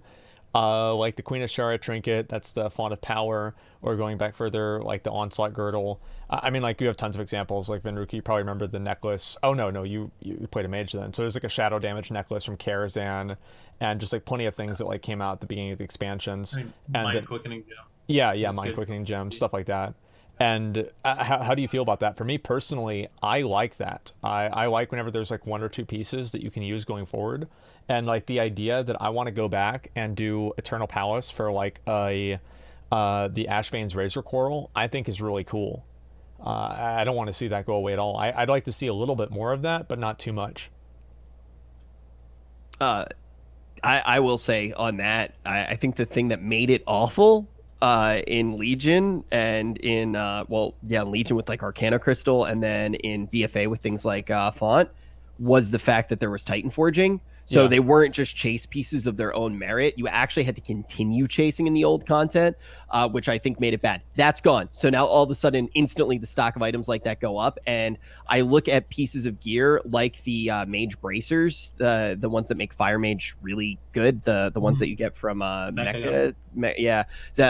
That is a cool item. Like, it's a really cool item. You're not going to always have items that feel that cool. So I like having something like that incorporated. The other thing is I think that having chase items that are in old content really is much better when alts are more accessible. It goes back to what I was saying a little bit earlier about how you have high level players engaging in other content with their alts. All of the sudden, that's going to get more and more players communicating with each other and playing the game with each other, because now all of a sudden, Big Dick Larry's got to go back to the old expansion on his alt to try to get it ready, or even on his main to try to get that chase piece that just happens to be back there. And then, Tim, who doesn't know any mechanics, now gets to play with Larry, and all of a sudden Larry can kind of become Tim's senpai, and Tim might end up being the next guy hosting a World of Warcraft podcast, because now the game creates a system with alts, chase gear that's all over the place, that people get out into the world, make their own decisions, don't just go to an amusement park, and all of a sudden people get so invested in the game that they turn it into something that they play for the rest of their life. No, I think it's really good, but I think the one problem I had with it was when there's only like one class that needs to go back in the raid and get something. That does make things a lot more complex and weird. Eternal Palace, I think, is okay, kind of, because you're able to have, you have people that are going back for the essence as well. So there's a few other reasons that it's kind of relevant for them. Yeah, I know for getting the Font of Power, it was hard. I mean, I ended up getting it, streamer benefits, but it was sometimes really difficult to actually get into groups. Because not a lot of people actually needed to go back and kill the boss. But I feel like if there was less power creep in the game and people actually had a reason to go to the raids and get some decent gear, that would be good as well. I'd like to see more overlap, absolutely. Yep. So yeah, I think it's cool. Well, I think thank you guys for all the questions. We will do more of them at the after show. So if you guys do want to watch the after show, Rich and I are going to do that in just a little bit here. Venruki, is there anything else you want to bring up or talk about while you're on the show? Was there anything else I wanted to bring up and talk about? I feel like we covered most of the things I wanted to talk about. Yeah, I hope PvP and PvP gearing and PvP talents. Yeah, it was nice. It's always nice to get a different perspective. Like the one thing. Here's one. Okay. What do you guys think about like mobility overall and mobility creep and like the arms race of mobility and WoW right Way now? too much. I have a question for you. Warrior bias incoming, by the way. No, I actually have a question for you. Okay, so the way I see it, there's only two ways. The game can be designed. Okay, so number one, this is the first scenario. Okay, and this is more like classic warrior. Okay, so you're a warrior, you kind of have limited uptime on a target. Like a mage is really slippery for you, but when you get to him, you kill him. When you get to him, you get him right, and he's dead. That's number one. Now, the number two scenario is you are on the mage the entire game, but you don't do shit for damage. Your abilities don't do anything, and you don't ever kill them, and it feels like you're doing no damage. Like, which one of those scenarios do you enjoy more? Wrath. In the middle. Wrath. I thought the dynamic between mobility and also the damage uptime was best in Wrath, and also Cataclysm. That's where I would say. Obviously, it's awesome, like getting a charge off on a mage that doesn't have blink and just getting them, But also, it just sucks whenever you're sitting there the entire time just, PvEing a mage for 5 minutes and he's not dying. It's crazy, too. And I don't think that's good. It just feels... It makes it feel like the classes aren't really as different as they could be. And I felt like Wrath or like Cataclysm or so, where you had a lot of uptime, but you also had downtime as well, where you had to chase after them. And the uptime that you had mattered, and the downtime that you also had mattered for the mage. And it felt like a much more even and interesting battle, rather than now where it's like you're attacking him and he's attacking you. Yeah, no, I couldn't have said it better myself. Yeah, maybe Classic wasn't necessarily the best example because it's pretty egregious. Well, I think we're talking about the same thing, though. Yeah. 100%. And Yeah, I no, we think that definitely are. a lot of this comes from the homogenization, right? I think that overall we're kind of moving in a direction where there is going to be less of that in general, but it just got to the point where it was like a formula. It was like, okay, we're making a class. What's its AOE ability? And it's like, okay, they're going to bind this ability to this button, and it's like, what's their mobility tool that we're giving them? It's like, let's just give them a whole talent row of mobility. It's like, okay, they can pick whichever one they want. And then ultimately you had a bunch of cookie cutter characters. It didn't matter which character you logged on to, which particle effects you wanted, and every single keybind was the same. I could close my eyes. I could randomly be logged in to a character. I would randomly log in myself. I wouldn't let anybody else play my account. And then I would close my eyes and I would click 6 and I was like, I just AoE'd. And I click 1 and I was like, I just hit my builder. And then it was like 3, I hit my spender, and every class was the exact same. I'm glad that they're moving away from that. Yeah. Yeah, it's definitely DK, no mobility? What are you talking about? I mean, like, there are some classes that have... Don't have they're not mobility. As fast as a demon hunter, but they spend a lot of time. They have a lot of uptime too. Like, let's be real. The paladin... The paladin having hampered mobility was obviously a joke for a little while, but even they got rocket boosters at the end of the day. It's true. So yeah, mobility creep in the game, like for me, I feel like it's gotten pretty crazy, and they've actually, on mage specifically, they've actually toned it down. So mages no longer have not for arcane. No, for arcane too. Really? I can still never catch them. God damn. Not in Shadowlands. We should do some duels. You'll have a great time, I'll tell you that. Yeah, so in Shadowlands, they got rid of Shimmer. Well, they didn't get rid of it, but they made it so it only has 1 charge. Like the blink cast ability, where you can actually cast while blinking. And for the record, I don't think blink casting is good, but yeah, for arcane mage, so you only have 1 charge of blink and you don't have displace anymore. So for every time I can blink, you'll have a few tools to get back on top of me. Wow, that's actually really surprising, because we still have heroic leap and charge, and I think you still have double time too. So I'll be really curious to see how that's going to go. It's going to go good for you. I do want to say really quickly, just like some housekeeping things with the show kind of coming up on the end here, because obviously this is the first time that we've done the show on Asmon stream. So thank you all for watching. Basically how everything does work out, because I saw some questions with this already. At the end of the show, we do an after show where we do Q&As, and every Thursday it's 4 CST, right? Or no, 4 Eastern, 3 CST. Yeah. The show will be on the show. The only reason we did it a half hour late is because Torghast came out, and we really wanted to talk about Torghast on the stream today, and we wouldn't have really been able to do that if we only had like a little bit less than an hour of testing time. So that was kind of our idea of why we pushed it back a half hour, but usually it will be starting and ending probably about a half hour earlier. So I do really appreciate everybody coming on and watching the show today. It was kind of I didn't really know how it was going to go or anything, but I do really appreciate you guys being so supportive and watching and being part of this. And from now on, it will be on my stream, and after show is always going to be on Rich's stream, and we're going to do that in just a little bit. And on the after show, a lot of you guys like have questions, and you have things that like might not really fit into a paragraph or a tweet or whatever. And we're going to take that time, and we're actually going to do call-ins and let you guys give your opinions and your take on the different issues and things that you want to talk about, and we'll be able to do that, and then also maybe do some stuff with you guys too. So Venruki, I really appreciate you coming on today.